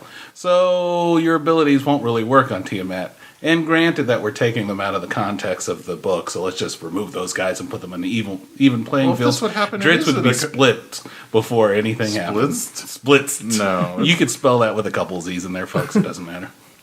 But he's got all sorts of abilities that I have no idea about, like Being a drow. well, yeah. That's and he it. can fly. Sort And he's of. like a multi-class everything. Yeah, that's true. Yeah. That's not impressive. Mine Tiamat's is a a fucking dragon. She gets no, sleepy. no, She sits on dragon with 5 fucking heads. 5 heads. Yeah, and 5 they all heads. go to sleep. Yeah, but because not they all have at a the hoard same to sleep time. on. Dragons, Yeah, when they sleep on coins, Don't it's you- like the fluffiest feathers. They can't stay awake. Don't you through start with shit. that No, it's horde true. stuff. No, listen. That's here. how dragons Drizzt is like the Wolverine of D&D. Right. Like He's I the said, best he that never no, loses. No. Everyone Tiamat- thinks Wolverine is cool, but Wolverine gets his ass whooped for 22 out of the 23 pages of every comic book because he's the best he is at what he does. And at then being he wins, lame. and then he wins. No, because they have to MacGuffin him in it. Tiamat was not only, featured in every book ever, but was also featured in the hit critically acclaimed cartoon.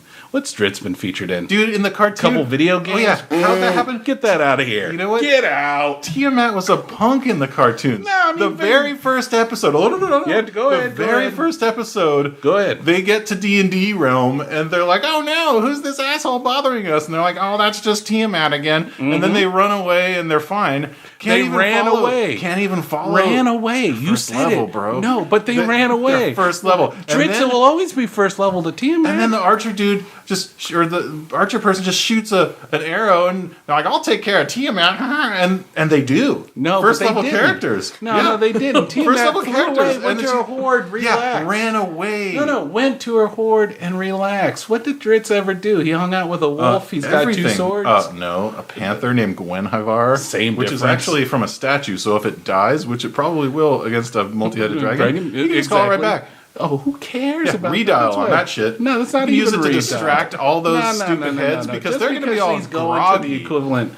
They're going to be groggy, and they're going to be like, "Oh man, I just got woken up." Time. All right. All right. Dritz sucks. He does. I agree.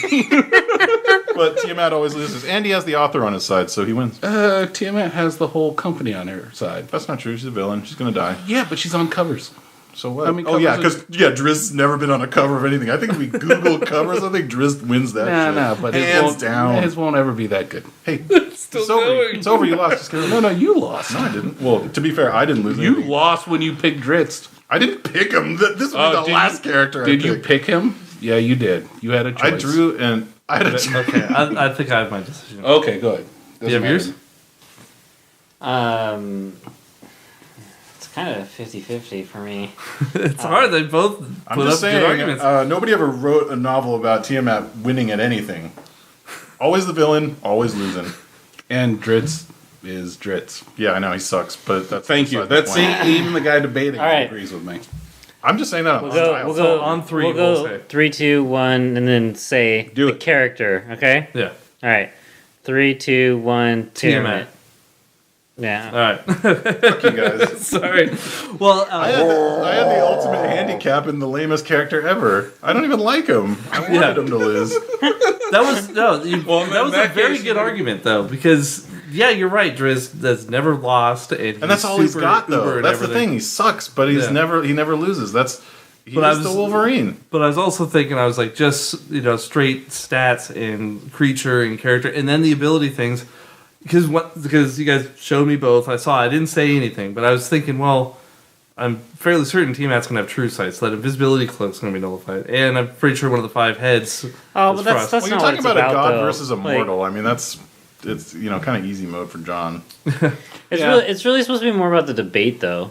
Well, that's the thing, is I was like, okay, now I know this, but I'm not going to judge it unless John brings it up. I'm trying to judge on what you guys argued, and John, that out of the gate. So the first things he said, I was like, okay, he hit the 2 points that I was kind of like I said, but you there's had some good nothing points. like that for Drizzt. Like, there's nothing that's like a softball. Yeah, he wins in a statistical fight because he doesn't. All right. Well, that was D&D Super Fights. So if you guys like it and people like it, we'll keep doing some more of them. I thought it was pretty good. Time. Oh yeah, sure. I mean, I'll have to fucking read on all the characters first, but otherwise I'm just gonna be debating off their abilities. But that works too. All right, we're gonna take a short break, and then we're gonna come back with Reddit questions and our alignment breakdown.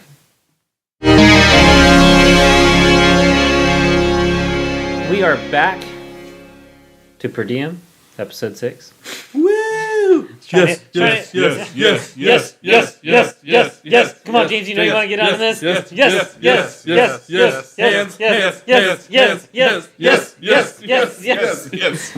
Just freak out the neighbors even more. It's so weird. People I guarantee we're losing listeners. Moving on. All right, we are back from our break, and we are going to jump into our alignment breakdown. So I'm going to go ahead and roll and see which one we're doing this time. So we are going to be doing Lawful Neutral. And our example character is going to be Gimli from Lord of the Rings. I'll tell you what, before we jump into Gimli as our example character, let's just talk about Lawful Neutral, what it is, explain it a little bit to everyone, and then we'll jump into Gimli. I figure it's someone that believes more in order and the order of things rather than the morality of it.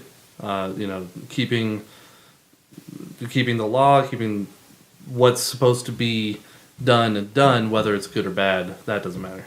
Yeah, the way I kind of look at anything with neutral in it is it's almost like in a math equation. At least this is how I look at it: is when two things cancel out, and that's kind of how I see neutral, right? So, like when we were talking about neutral evil, you don't have to worry about the chaos and the law because those don't even factor in. So it's almost just consider it evil.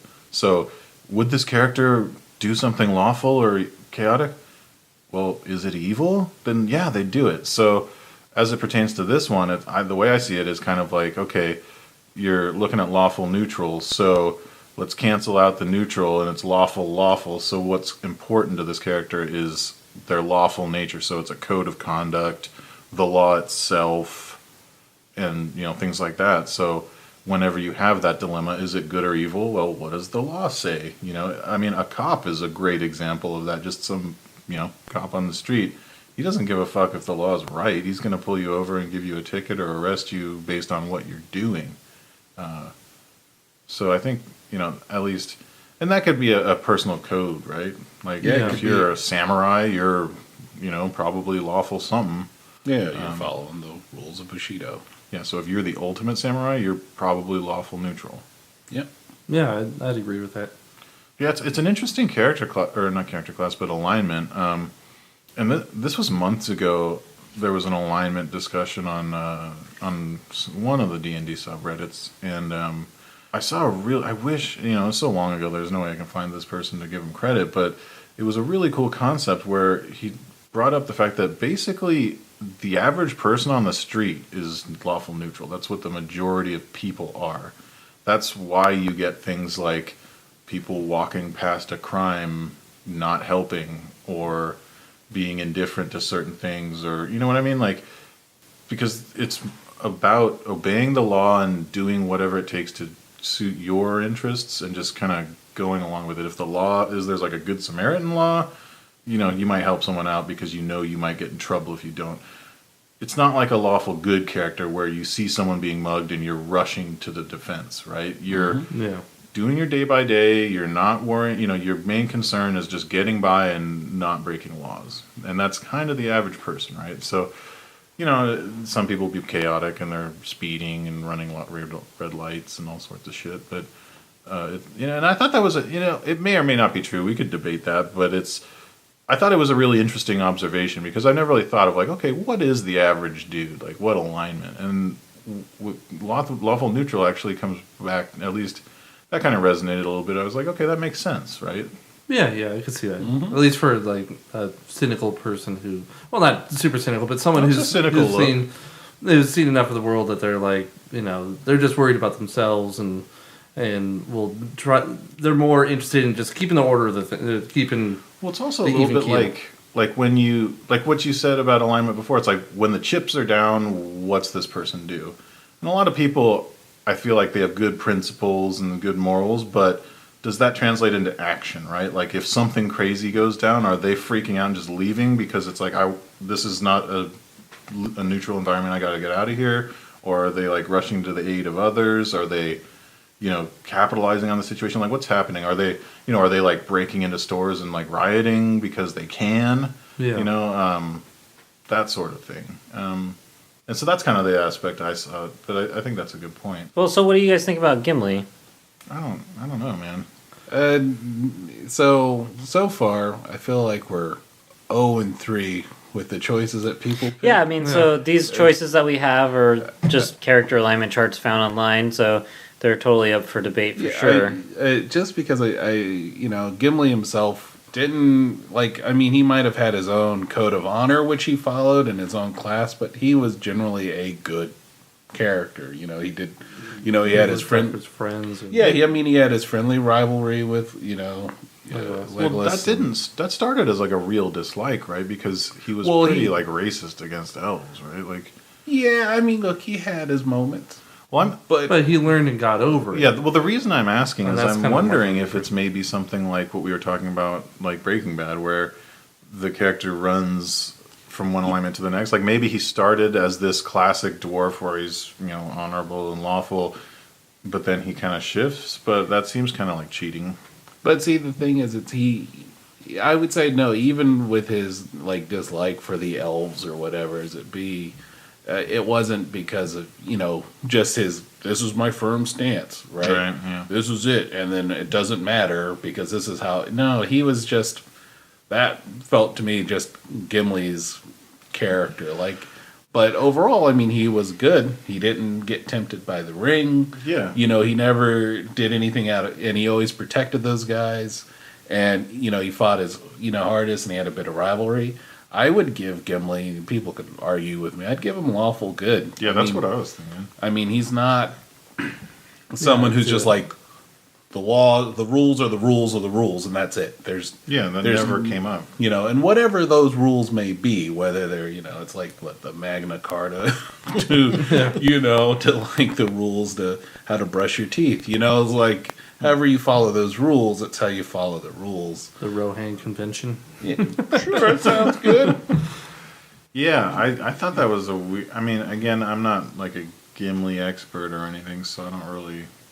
Sure. I'm not infallible, but he didn't strike me as that type of character. No, his character in the book, in the movie is he was gruff, but good natured, and not just this was this. It's like I would probably find more of the elves, with the exception of maybe Legolas, probably more lawful neutral. Yeah, that makes sense. Because about the balance, more about everything, and not necessarily like, okay, we need to stop this dude. You need to go drop this ring in this fire pit, but you need to do it because and on our end, we can't be trusted with this. You are the bearer. You need to do this. Yeah, when Sauron showed up, they were like, "Okay, peace. We're gonna get out of here." So I mean, a lot of them back 1,000 years before, sure, they made a stand, but at this point, they're like, "We're not making a stand. We're more this isn't our time. This is the time of man. This is the time of this. Chicken shit. You guys need to do it because when you're done, we're all getting on a boat and we're going out west." And that's like literally what just ended up happening. So that the elves, I'm gonna butcher his name, so I won't even bother to say it. But King Elf, he strikes me as lawful neutral. All those ones strike me as lawful neutral. But Gimli, I'd say lawful good. Sure.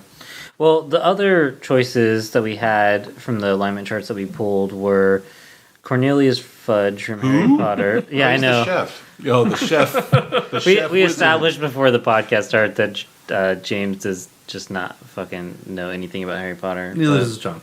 I saw the first movie. And then Star Wars was C-3PO. And Marvel. I mean, he's definitely lawful something because he doesn't want to break rules, but that's mostly because he's like a droid, he's a servant. Sure. Yeah, he has protocol to follow. Yeah. So I see where people are pulling that from. Yeah. Actually, I mean, because he was like just doing his thing at Jabba's palace, like he didn't really give a shit. Like, he was turned. That's true. I mean, he wasn't stoked, but he wasn't like, I can't abide by serving this wretched evildoer. He was just like poisoning those frog thingies in the bowl. Yeah. Yeah. And then the Marvel one was Silver Surfer. Yeah, I agree with that. Okay, well, we don't have to jump into that. Yeah. Let's jump into what your guys' picks were. Oh, okay. And I'm gonna choose who starts and whatnot. Cool. So Brett, why don't you start? Okay. No, I'm not gonna. What? No, you can't steal my pick. It's I know which one. I know James really well, so I know which one he's going to choose. So no, I'm not going to choose that one. I was thinking about it, and it kind of struck me. A lot of robot or android type characters in movies would certainly fall within the lawful neutral thing, and I'm going to go out on a limb here. I might even dare to say that the Terminator would be lawful neutral. What the fuck?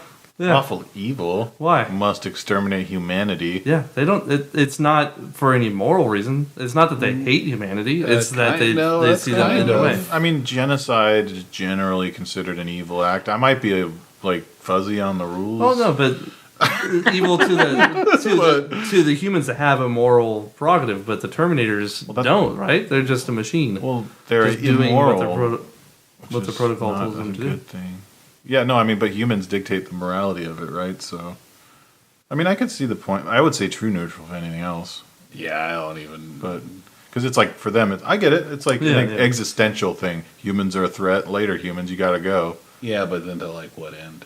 But where's the lawful come in? Yeah, I don't see where the lawful comes in. I was just thinking that their protocol, that part of what is written for them is that the humans are in their way and a threat to them, so they're just going to eliminate that's them. weird with robots. So I would almost say that any robot has to be lawful because it's just going by its programming. But what if you program it to be chaotic? Is it still lawful? But is there truly chaos in programming? I don't know. I'm not a By definition, isn't a program making... Okay, here's a crazy question. Which model of Terminator are we talking? This would be very specific. Oh, I was just going with The standard Arnold? T800, yeah. All right. Because I would say the T1000 would actually be either lawful evil or even like chaotic neutral because he was pretty sadistic. He's like, I know this hurts. You know, I mean, like that was almost like a torture protocol. Yeah, but it was pretty, in a weird way, gleeful to me. Yeah. Like, you know, it was like it was enjoying doing what it was doing more so than Arnold, like, I'll be back, and then just, you know, shooting up. Yeah, you know, it was like almost made to be evil. God, that was so cool. I will say this, too. I haven't seen the new Genesis movie. I heard it was very good. If I did, I don't remember it. And who knows? Maybe it's really good, but I didn't hear good things. This is the most recent one? Yeah. And no, I didn't. That was see shitty. Thinking about it, it's a movie. I don't remember it super well. The Terminator Salvation movie, it seems to me, it's almost because they were taking humans and using their parts and stuff. Wasn't Skynet starting to be influenced by that? So maybe you're right. Maybe there was a moral objective coming into it. Skynet seemed like... So Skynet's reasoning seemed like it was totally sound. Human beings are the problem. I'm going to blow up all of humanity and solve it. If we were to go with the salvation model, which I don't recommend for anybody on the TV listening to this to do, no. She, Helen Bonham Carter, was very... almost maniacal about how she went about it. It wasn't just like, well, this is for the good for everybody. You don't need to worry about it.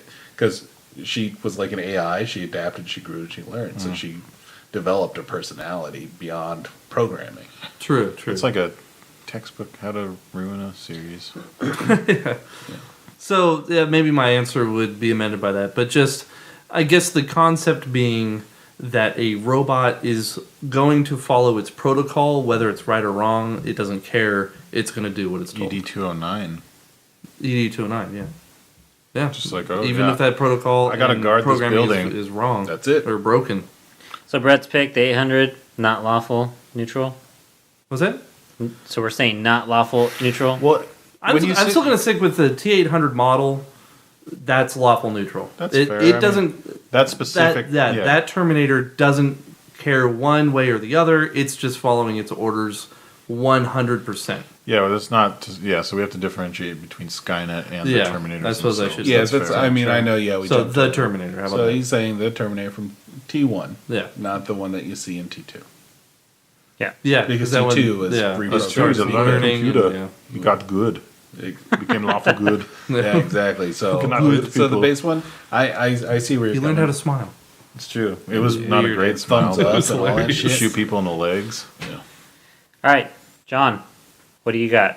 I also will not steal James's pick. I love that I'm so predictable.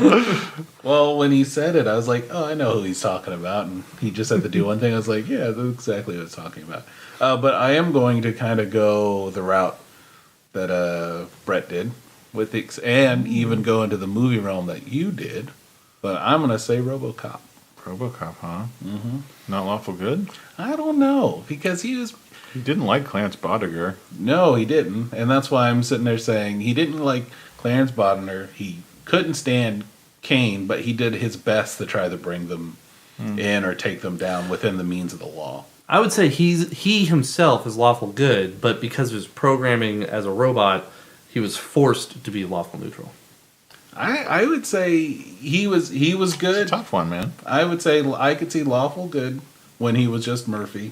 Yeah. After he gets shot up to pieces, programming aside, it seemed like he went in with a kind of a different attitude. Yeah, like would Murphy have like shot that dude in the balls, Exactly. or just like rolled through a drug lab and just murked like 40 dudes? Probably not. Probably not. But True. given that RoboCop was like, well, I have to clean up crime. This is my program. Right, And yeah. these are the tools at my disposal.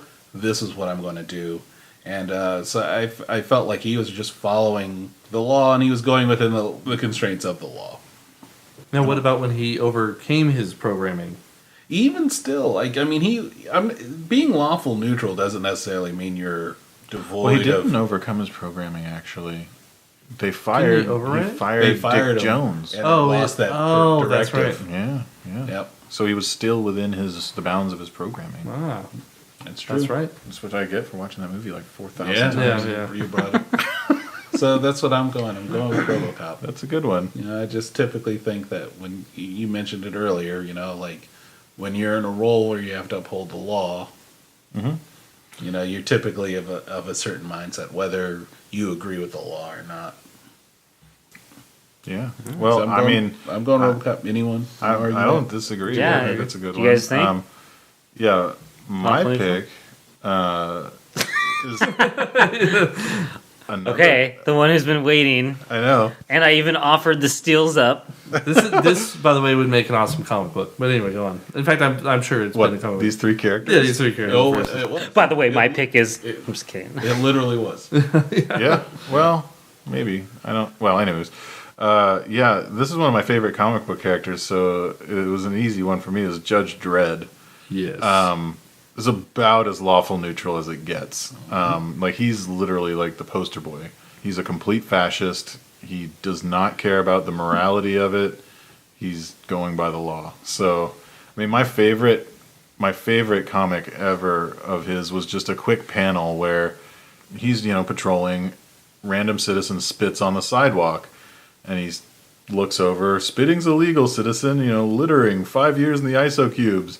And he's, you know, calls for an H-Wagon or whatever. And this other guy who's just another passerby is kind of not heckling him, but giving him shit. He's like, "What are you doing? Come on, 5 years for spitting? That's a little, you know, that's kind of bending the rules. I bet I bet you make rules slide and bend the rules, you know, whenever it suits you, just like all these other judges. I bet you do."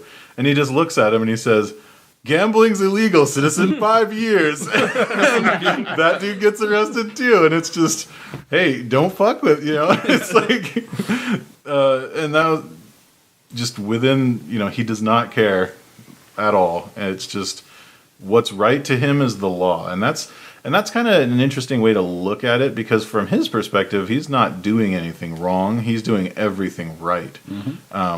When he goes to sleep at night, he did the right thing. You know what I mean? Yeah, at all times. To yeah. him, he's the perfect citizen. Yeah, so the lens he looks through is definitely colored by that, and I think that's kind of interesting with an interesting way to look at the neutral, like kind of the half neutral alignments, because, you know, and I have a hard time putting that same lens on like a neutral evil, because they're doing evil for evil's sake, so it's a little tough to be like, to them that's the right thing. Although I'm sure you could spin it some way. Of course. Yeah, absolutely. But yeah, I mean, it's really interesting when you kind of look at it like that. Just like he's 100% like committed to this one ideal, even, you know, and you know, like I mentioned earlier, I'm sure there's plenty of cops real world that are like that. They just don't question it, you know, because, you know, I'm a realist. We live in a real world where some laws are, you know, politics is a you know, kind of a dirty, muddled thing. So some laws get put into effect that are completely immoral, but they're there. And a cop who's going out and enforcing those with no question, no doubt he thinks he's doing the right thing, but, you know, maybe a lawful good cop enforces those things, but at the same time questions them and doesn't like that he has to do that. Whereas I think a lawful neutral character just doesn't give a shit. Like, he's doing the right thing because he's enforcing the law. Sure. So, Judge Dredd, man. Yeah, I completely agree. Yeah, I agree. All right, well, you guys ready to jump in some Reddit questions? Let's do it. I feel like we tackled Lawful Neutral. Yeah. We kicked the shit out of that one. That was an easy one, enforced actually, it. now that I think about it. But Come on, because I give was us a worried, hot like, one. well, all the neutral ones, as soon as I hear neutral, I kind of like, oh, here we go. But that was actually not a hard one. Yeah. Just because it's pretty cut and dry. Debating alignment, 5 years, ISO cube. Yeah. All right, well, I pulled 5 Reddit questions, and we can try and cover all these if we want, or we can just pick some out. But James, you're kind of our seasoned Reddit guy. Why don't you pick one out and jump into a Reddit question for us? Okay. I'm going to pick my favorite one. That doesn't mean I'm skipping one because I don't want to do it. So we can come back to it. Sure. But this one by Z the Incredible. I have a problem. My players seem to always want to take a short rest after every instance of combat. Goblin comes in and takes it and hits them for 2 points out of 30. Short rest. Fall into a pit. Short rest. Stub a toe. Short rest. I have a problem with this because it breaks up the pace of dungeoneering and roleplay, as well as just being frustrating. However, I don't want to be the DM who everyone hates because he's always interrupting characters when they try and heal.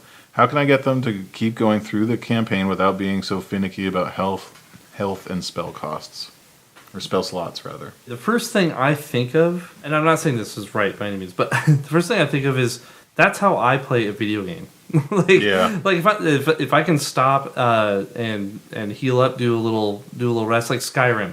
I'll kill a few bandits, take a couple hit points, and then I hit that rest button and it fades out, fades back in. I didn't lose any time. Yeah, it's kind of hacks. But that's video game play. Play with a real nighttime mod, then you won't do that shit. Yeah, It's scary as fuck outside. You need a torch. Or put a mod in where you can only sleep in a bed. You know, you can do things to please yourself on that. But that's what I blame for this type of behavior. It is right or min-maxing. wrong. Yeah, it's making sure that you're going into every single instance fresh and ready and good to go. Well, thinking about it, yeah, I mean, I don't know. We were even accused of doing this, or we've done this once in a while too. I don't necessarily, not a big. We're not so bad at it. I mean, Yeah, but I mean, it happens from time to time. Everyone's like, okay, let's gear up. Let's rest for a minute. And if the place kind of dictates that, where it feels like, okay, is it safe for us to do that? Yes, but I would say that being a DM, if you're in an area and people are like, okay, we're taking a short rest, like you get a temp to, but you know the area is pretty, there's a lot of activity going on. Yeah, this is Goblin Country. Exactly. Right? You might be, this might be interrupted. And if they're like, well, we'll take the chance. You could let them do it that one time, but then the next time they want to do it, that's when you spring a surprise on them or do something that way that make it seem like it's like you don't always have to take a short rest to facilitate this, and know that sometimes your short rest might not be a safe short rest. Sure. Or maybe make them roll a survival roll to conceal their camp or something like that. Yeah, exactly. I mean, anything along the lines. It's kind of hard because you as a DM you want your players to feel like they can do pretty much what they want to be able to do within the confines of your world, but at the same time you don't want to baby proof everything where it's like, okay, every time they stop they do this. So sometimes you got to make them feel less safe to get it moving on. Yeah, I mean, maybe keep a timeline, right? Like, okay, this is your third short rest plus your dungeoneering time, so it's now 3 a.m. pitch black outside, whatever, and now you're at disadvantage because you can't see stuff as well. Yeah. You just said timeline too. You could also put a deadline on quests. Yeah, that's actually a really good idea. You'd be like, I need this back by, or the ritual's going to happen at this time. Or just, I think the environment one John brought up is a great idea. Like, if you're adventuring in the 9 hells, like, you're not going to camp out on this giant, flaming rock, lava surrounded like bridge or whatever. Like, so that's one way to do it. Another thing I just thought of was just depending on how dangerous and perilous the area you're in, set a DC, and then make them make a group wisdom roll to see if they think it's a wise idea to rest here. If the average comes out below that DC, then as a group they're like, no, camping here is a bad idea. You can hear stuff roaring off over there and I just had a fun idea. If you just want to break them out of the habit cold turkey, do a chase and do it with successive waves. So go back to Fellowship of the Ring. So You are in your dungeon, you're exploring, it's, standard thing. You are doing your rest and introduce a roleplay thing or whatever it is. A goblin cruises by, spots the party, starts yelling and raising a racket. Maybe give him a chance to silence him. But after a couple times of this happening, eventually they'll fail and the drums start beating and they've been discovered. So now they need to do what they're doing with, successive waves of people chasing them. So they can't just stop for an hour.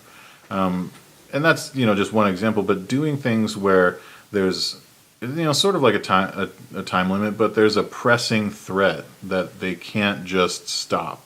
Having someone steal their supplies so they don't have the food or the water, put them in a place they don't want to stop, like a desert. Look at the dehydration rules. Yeah. If it's a dungeon, there's lava. It's super hot. If you camp here, you will pass out and die from dehydration. Things like that. Maybe it's a swamp.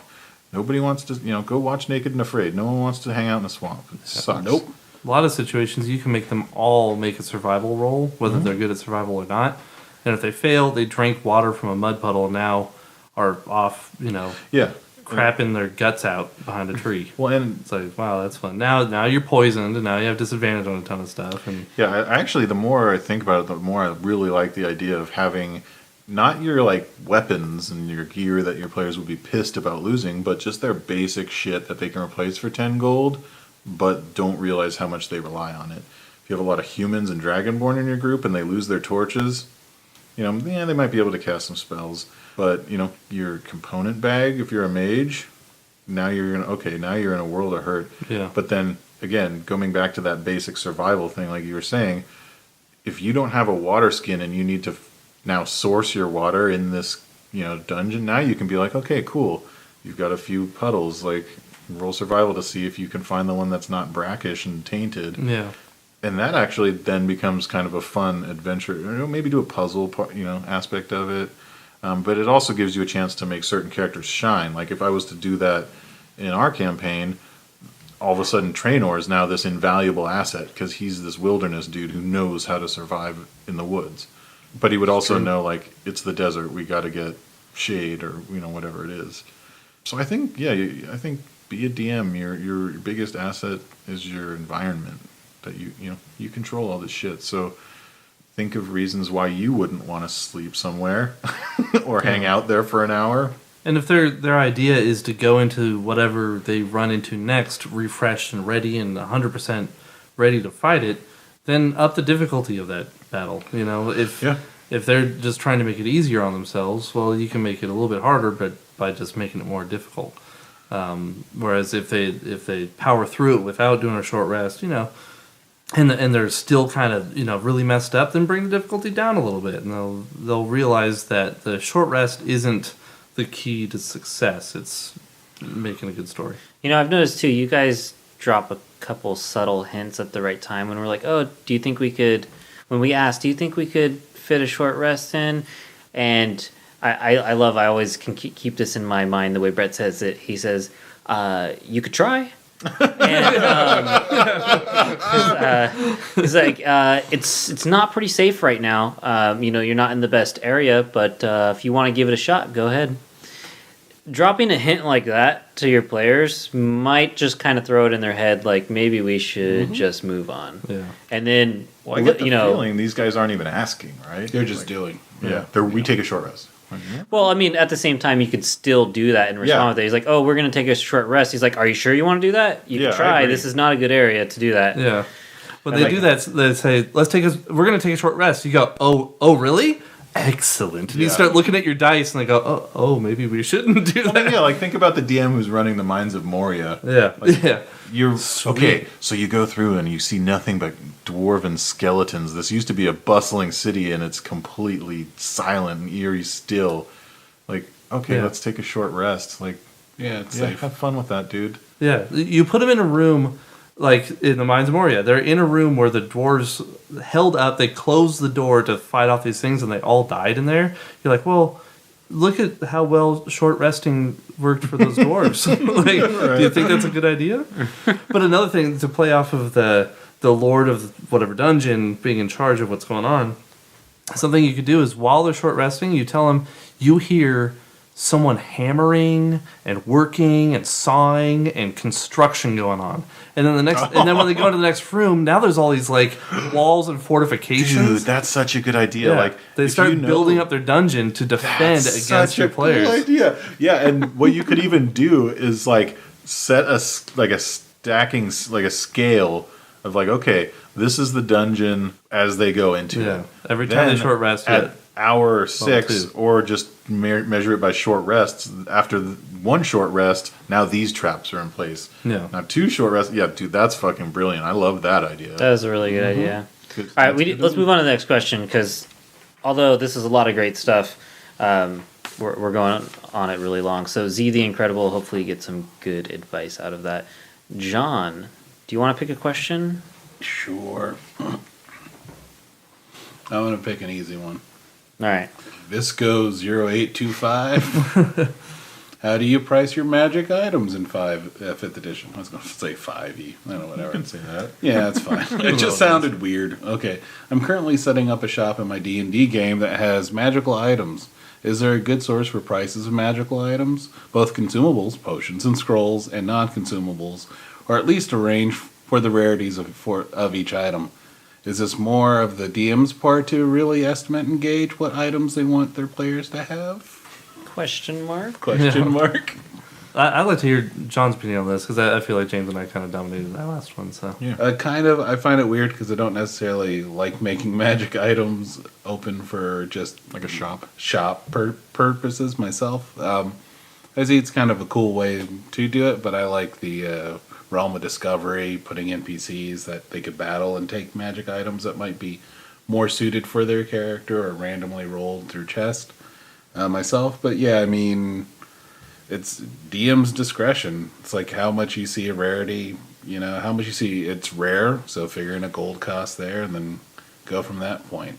It's fairly common. It's like, oh, there's mages in the back shelf, or in the back corner just pumping these boots out. Don't worry. These boots of speed are coming, no problem. We got the thistle and whatever the hell else we need to keep making. We got the best boots of speed in town. Man, don't worry about it. You're going to run so fast. Don't worry about it. We got all pairs, Do you want to do a commercial? I know, right? The Magic Boots Emporium. But, well, I think this question is kind of a two-sided question in that also, because I'm in the same camp as you are, I try not to sell magic items at shops. And in general, there's not many magic items in the treasure drops during my games. And then when I do, I tend to overcompensate. But don't worry, I'm dealing with that. Anyway, but the other side of this is how much they could sell these items for at a shop. They find this cool item, they're like, I don't really want it, I want to get rid of it. How much is this worth? And I've always been so bad at that. I just kind of pick a number, and I'm sure there are times where people are like, what? That's it? Or like, oh, sure, yeah, please take it. That's a lot of money. Yeah, I think the DMG has some guidelines on that sort of thing. But yeah, I think so. But I mean, you could always take the item normal, say whatever normal item costs. You're like, oh, I want this, half plate. This half plate normally costs this in the book. How rare is it? If it's uncommon, add, a multiplier to that. And be like, it's times 3. If it's super rare, it's times 10. It's like, you're not just going to walk in the shop and be like, okay, 1 half plate of destruction, please. Yeah. Oh, that'll be 40 gold. No, what I mean? Yeah, it's kind of one of those things. And I think he was actually... Best deal ever. DM Gator's running that game. DM Gator, right. I think he's kind of he's answered the question a little bit for himself at the end, where he says, is this more of the DM's part to really estimate and gauge what they want their players to have? Yes. That's the short version. Yeah. I mean, you know how much gold your players have. You know what items you want them to have. So you can put, like, the crazy Holy Avenger in the store if you really want. Just make it like 40,000 gold pieces or whatever. It's probably low, but you get my point. Is okay. So if they want that, they're gonna have to save up, and then you can put the stuff that you are comfortable giving them in the affordable price range for them. But my recommendation would be because that's kind of the video game approach, right? You go to the blacksmith and he has a bunch of regular weapons, or you can buy the Holy Avenger for 40,000 gold. Fuck, I don't have that much. Maybe I'll come back later. And so I don't know if you want to really relegate your game to do that. If I was going to do magic items like that, I would really make sure I kind of give them, go into the backstory a lot on that, because if you want it to be in that way, kind of naturally or organically give those players a goal. So if they go in and it's not just, oh yeah, I've got a +1 longsword, it's, this is the longsword of the ancient hero, blah, blah, blah, and he fought off the orcs doing this, and, now your shopkeeper has some personality and this sword, so now you're like, oh man, that would be cool to have that sword. And maybe use something like that, even if you weren't going to set it up as this unattainable thing, use that to kind of attract players to the ones that you're more comfortable with them having, and not just use the price as that. As a DM, if you're like me and have a hard time just off the top of your head thinking of a number, and you don't want to sit there and be like, oh, you want to sell stuff? Hey, everyone, let's stop the game while I look up prices in the DMG and all that garbage.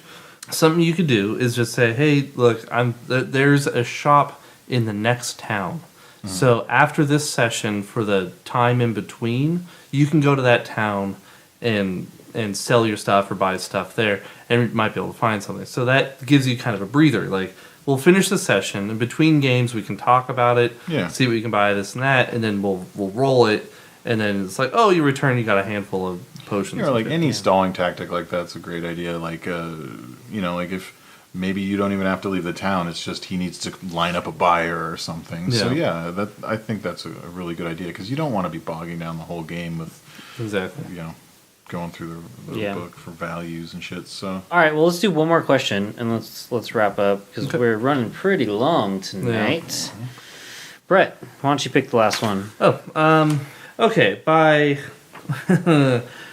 Pony Ride 13, spelled as in poning people, wrote, how to make the end of a campaign feel epic. So, my group is reaching the final throes of our campaign and getting ready to move on to the next. I have plans on how it's going to go down, but how can I make it feel more epic? They will be facing off against a god manifest bent on the destruction of the material plane. This god has been opening portals across the realm for a good chunk of the campaign, and they are finally at a last stand with him. They had a huge fight against one of the long-standing BBEGs. Big Bad Evil Guys. A few sessions ago, but the players destroyed the encounter, and it ended far too quickly. They won, but it didn't feel very epic. Any thoughts on how to end this one with a bang? I've never played a campaign long enough to see it to completion, so this is new territory for me. Thanks. I should also state we play across Roll20 and not a physical table. I'm going to just jump straight in and say it should take place at the top of a volcano. That sounds super epic to me. Well, that's where all final battles are, right? Yeah, usually. You're fighting. Well, I mean, this is tough because it's like shit. I was like, okay, I was expecting how can I make this more epic? It's this big orc warlord or something. Yeah. It's a god. Yeah. So they're obviously very high level. On the back of a Tarrasque. How about that? That would be actually really fucking cool. That's climbing a volcano. Yeah, he summoned the Tarrasque to destroy the world, and that's where you're fighting him. Would be fucking cool. You're on its back. And every now and then you have to make dex saves to otherwise you lose your footing. Yeah.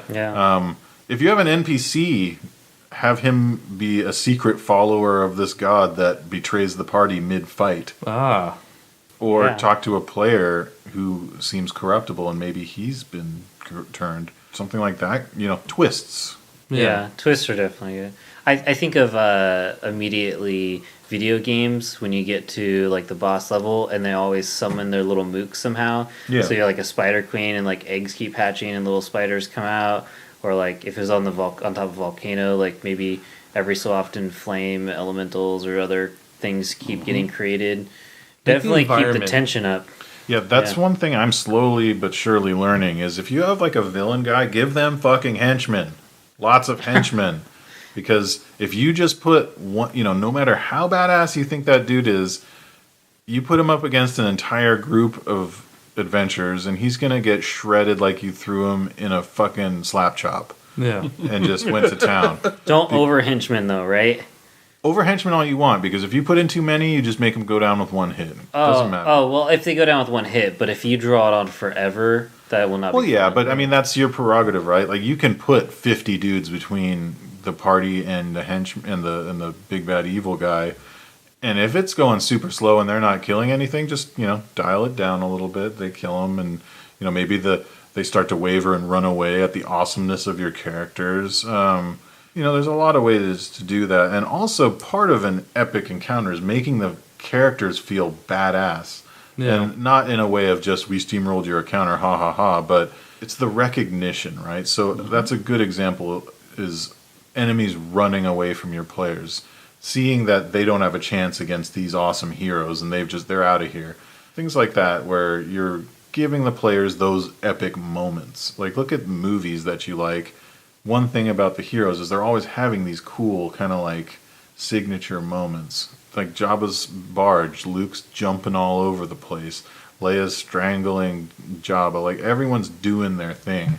So if you need to do it, break it down by that. Like, think about the kind of things that your players do in combat encounters and what, would be a perfect, opportunity for that. Might be a little railroady, but if you're subtle about it, they might not pick up on it. Yeah, that's what I was going to say, is don't think of it as just 6 people or however X amount of people underneath your big objective, just shooting it and pelting it and taking it out. Bring them into the world, put them into the world, and give everybody their moment to shine. I've always been a big fan of, like, when ending a campaign, actually not having the group together. More like that they're all important in stopping whatever the machinations is. Like, okay, I need you to go over here and wreck the giant ship that's up in space. So that's what you're going to do.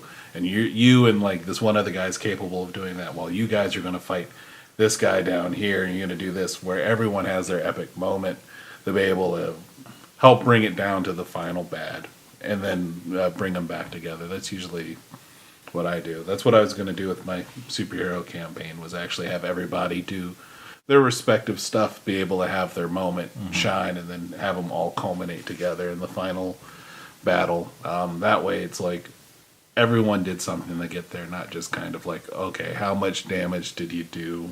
How epic can you make it? Lightning and fire, you can make it sound cool, but if it's still just stuck on a static plane, then there's not much going for it. Yeah. Sure. You could always do Bizarro Party, have him summon their evil twins or something. Yeah. I mean, that's a little But that's overplayed, the thing. and that's more of a dungeon thing. Yeah, I don't see that as a final encounter. I see, I mean, it could be, but yeah, it could I be agree. a part It's of not, it. But If you played that up during the campaign, sure. If they had encountered those Bizarro people. it's tough with not knowing what type of god this is. Like, obviously, it's a bad guy, but yeah. we don't know what its domain is. Well, what if the god is ripping the center of the earth apart? Maybe we need to send a couple of guys down, but he's also causing giant tidal waves where you got to go save this. It's like all these. He's spreading his power thin, so maybe a couple of you guys who are really strong can go distract him, while other people. There's a lot to bring. I like the setting idea. Yeah, like I mean, honestly, that Tarax thing is awesome. But even if it's something as I mean, I didn't play through God of War, but from what I've seen of the art, like, there's some really cool settings where it's like, do something, because that's very Eye of the Colossus, right? Yeah. Or Shadow of the Colossus, right? Yeah. Something like that, where maybe the battle takes place in this manifested god's like hand as he's like breaking through the earth, and you've got like this chunk of this like flying island miles up in the air, or whatever it is. That's just think of your epic movies, your Age of Ultron and shit like that. Like, there's never anything that's not larger than life going on. There's always It doesn't end in a peaceful wheat field, with some big battle. The environment is as much an enemy as anything. If we went with the volcano example, start it with lava flowing across and you have to dodge that, but then halfway through, if they're going really fast, this is going to be one of the things I was going to say, is have a contingency in place for if things are moving too fast, something to delay them. You can make half the volcano just explode, and now the whole playing field has changed. Now it's covered in lava, and now there's pyroclasts falling from the sky, and they have to dodge all that. Or make geologist over here. Or make like the world's largest, lava elemental come out of the volcano and start attacking them. So that, if your big bad is taking a ton of damage, he can retreat a little bit, fly up in the air, and heal himself a bit while they have to fight. Yeah. He's got minions. Yeah. So he brings in the big bad minion, which when they defeat it, they're going to feel fucking rad. They're like, dude, we just killed this lava elemental that was 30 feet tall. Like, and now, they point at him and he starts to look a little panicked, like, oh boy. And then they go into this big battle with lava and shit flying everywhere. And yeah. Like the first Avengers movie, right? They have the Battle of New York. Every Marvel thing after that, that's a huge event. There's aliens now. New York got attacked by fucking aliens. So, so if you kind of put a similar thing like that into a D&D world, it's like, yeah, this god showed up and tried to kill everybody and these heroes stopped it. So, you can kind of be like, oh yeah, this continent's not there anymore. There's new islands that were created in the process of this volcano, whatever it is. At that point, now your players are even more proud of what they did because it has this lasting effect on your world. Because, that's what it is. It's like your world, just because, even if it's Forgotten Realms, it doesn't matter. Like, you make some shit up, your Forgotten Realms now has this. Yeah. Sure. And piggybacking on the Avengers thing, they were all doing different things before they culminated together. Mm-hmm. Yeah.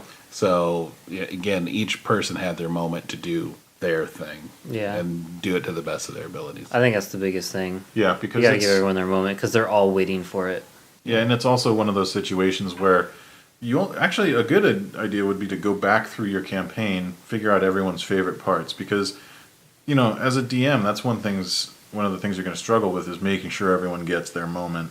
You don't always have to do it every game, but they should be pretty regularly sprinkled throughout. The tough part about the finale is everyone needs to enjoy it like a lot, and they have to have their moments. So you're going to have to make sure every single player in that game has that was awesome when I did that thing, because that's just what my character would do. And that's really, I think, your biggest thing. So I would just go back, for each character, go back through your, memory banks of, what they did that campaign, their, that character's favorite moment, what they did, and see about, maybe upping the ante there, and think of an easy, not cheesy way to force that to happen, right? Like, so if the fighter, the fighter loves getting the last, hit, that's not a very difficult one. You can always just, have the big bad guy, through hubris or whatever, goes after the fighter when he starts to get low, something like that.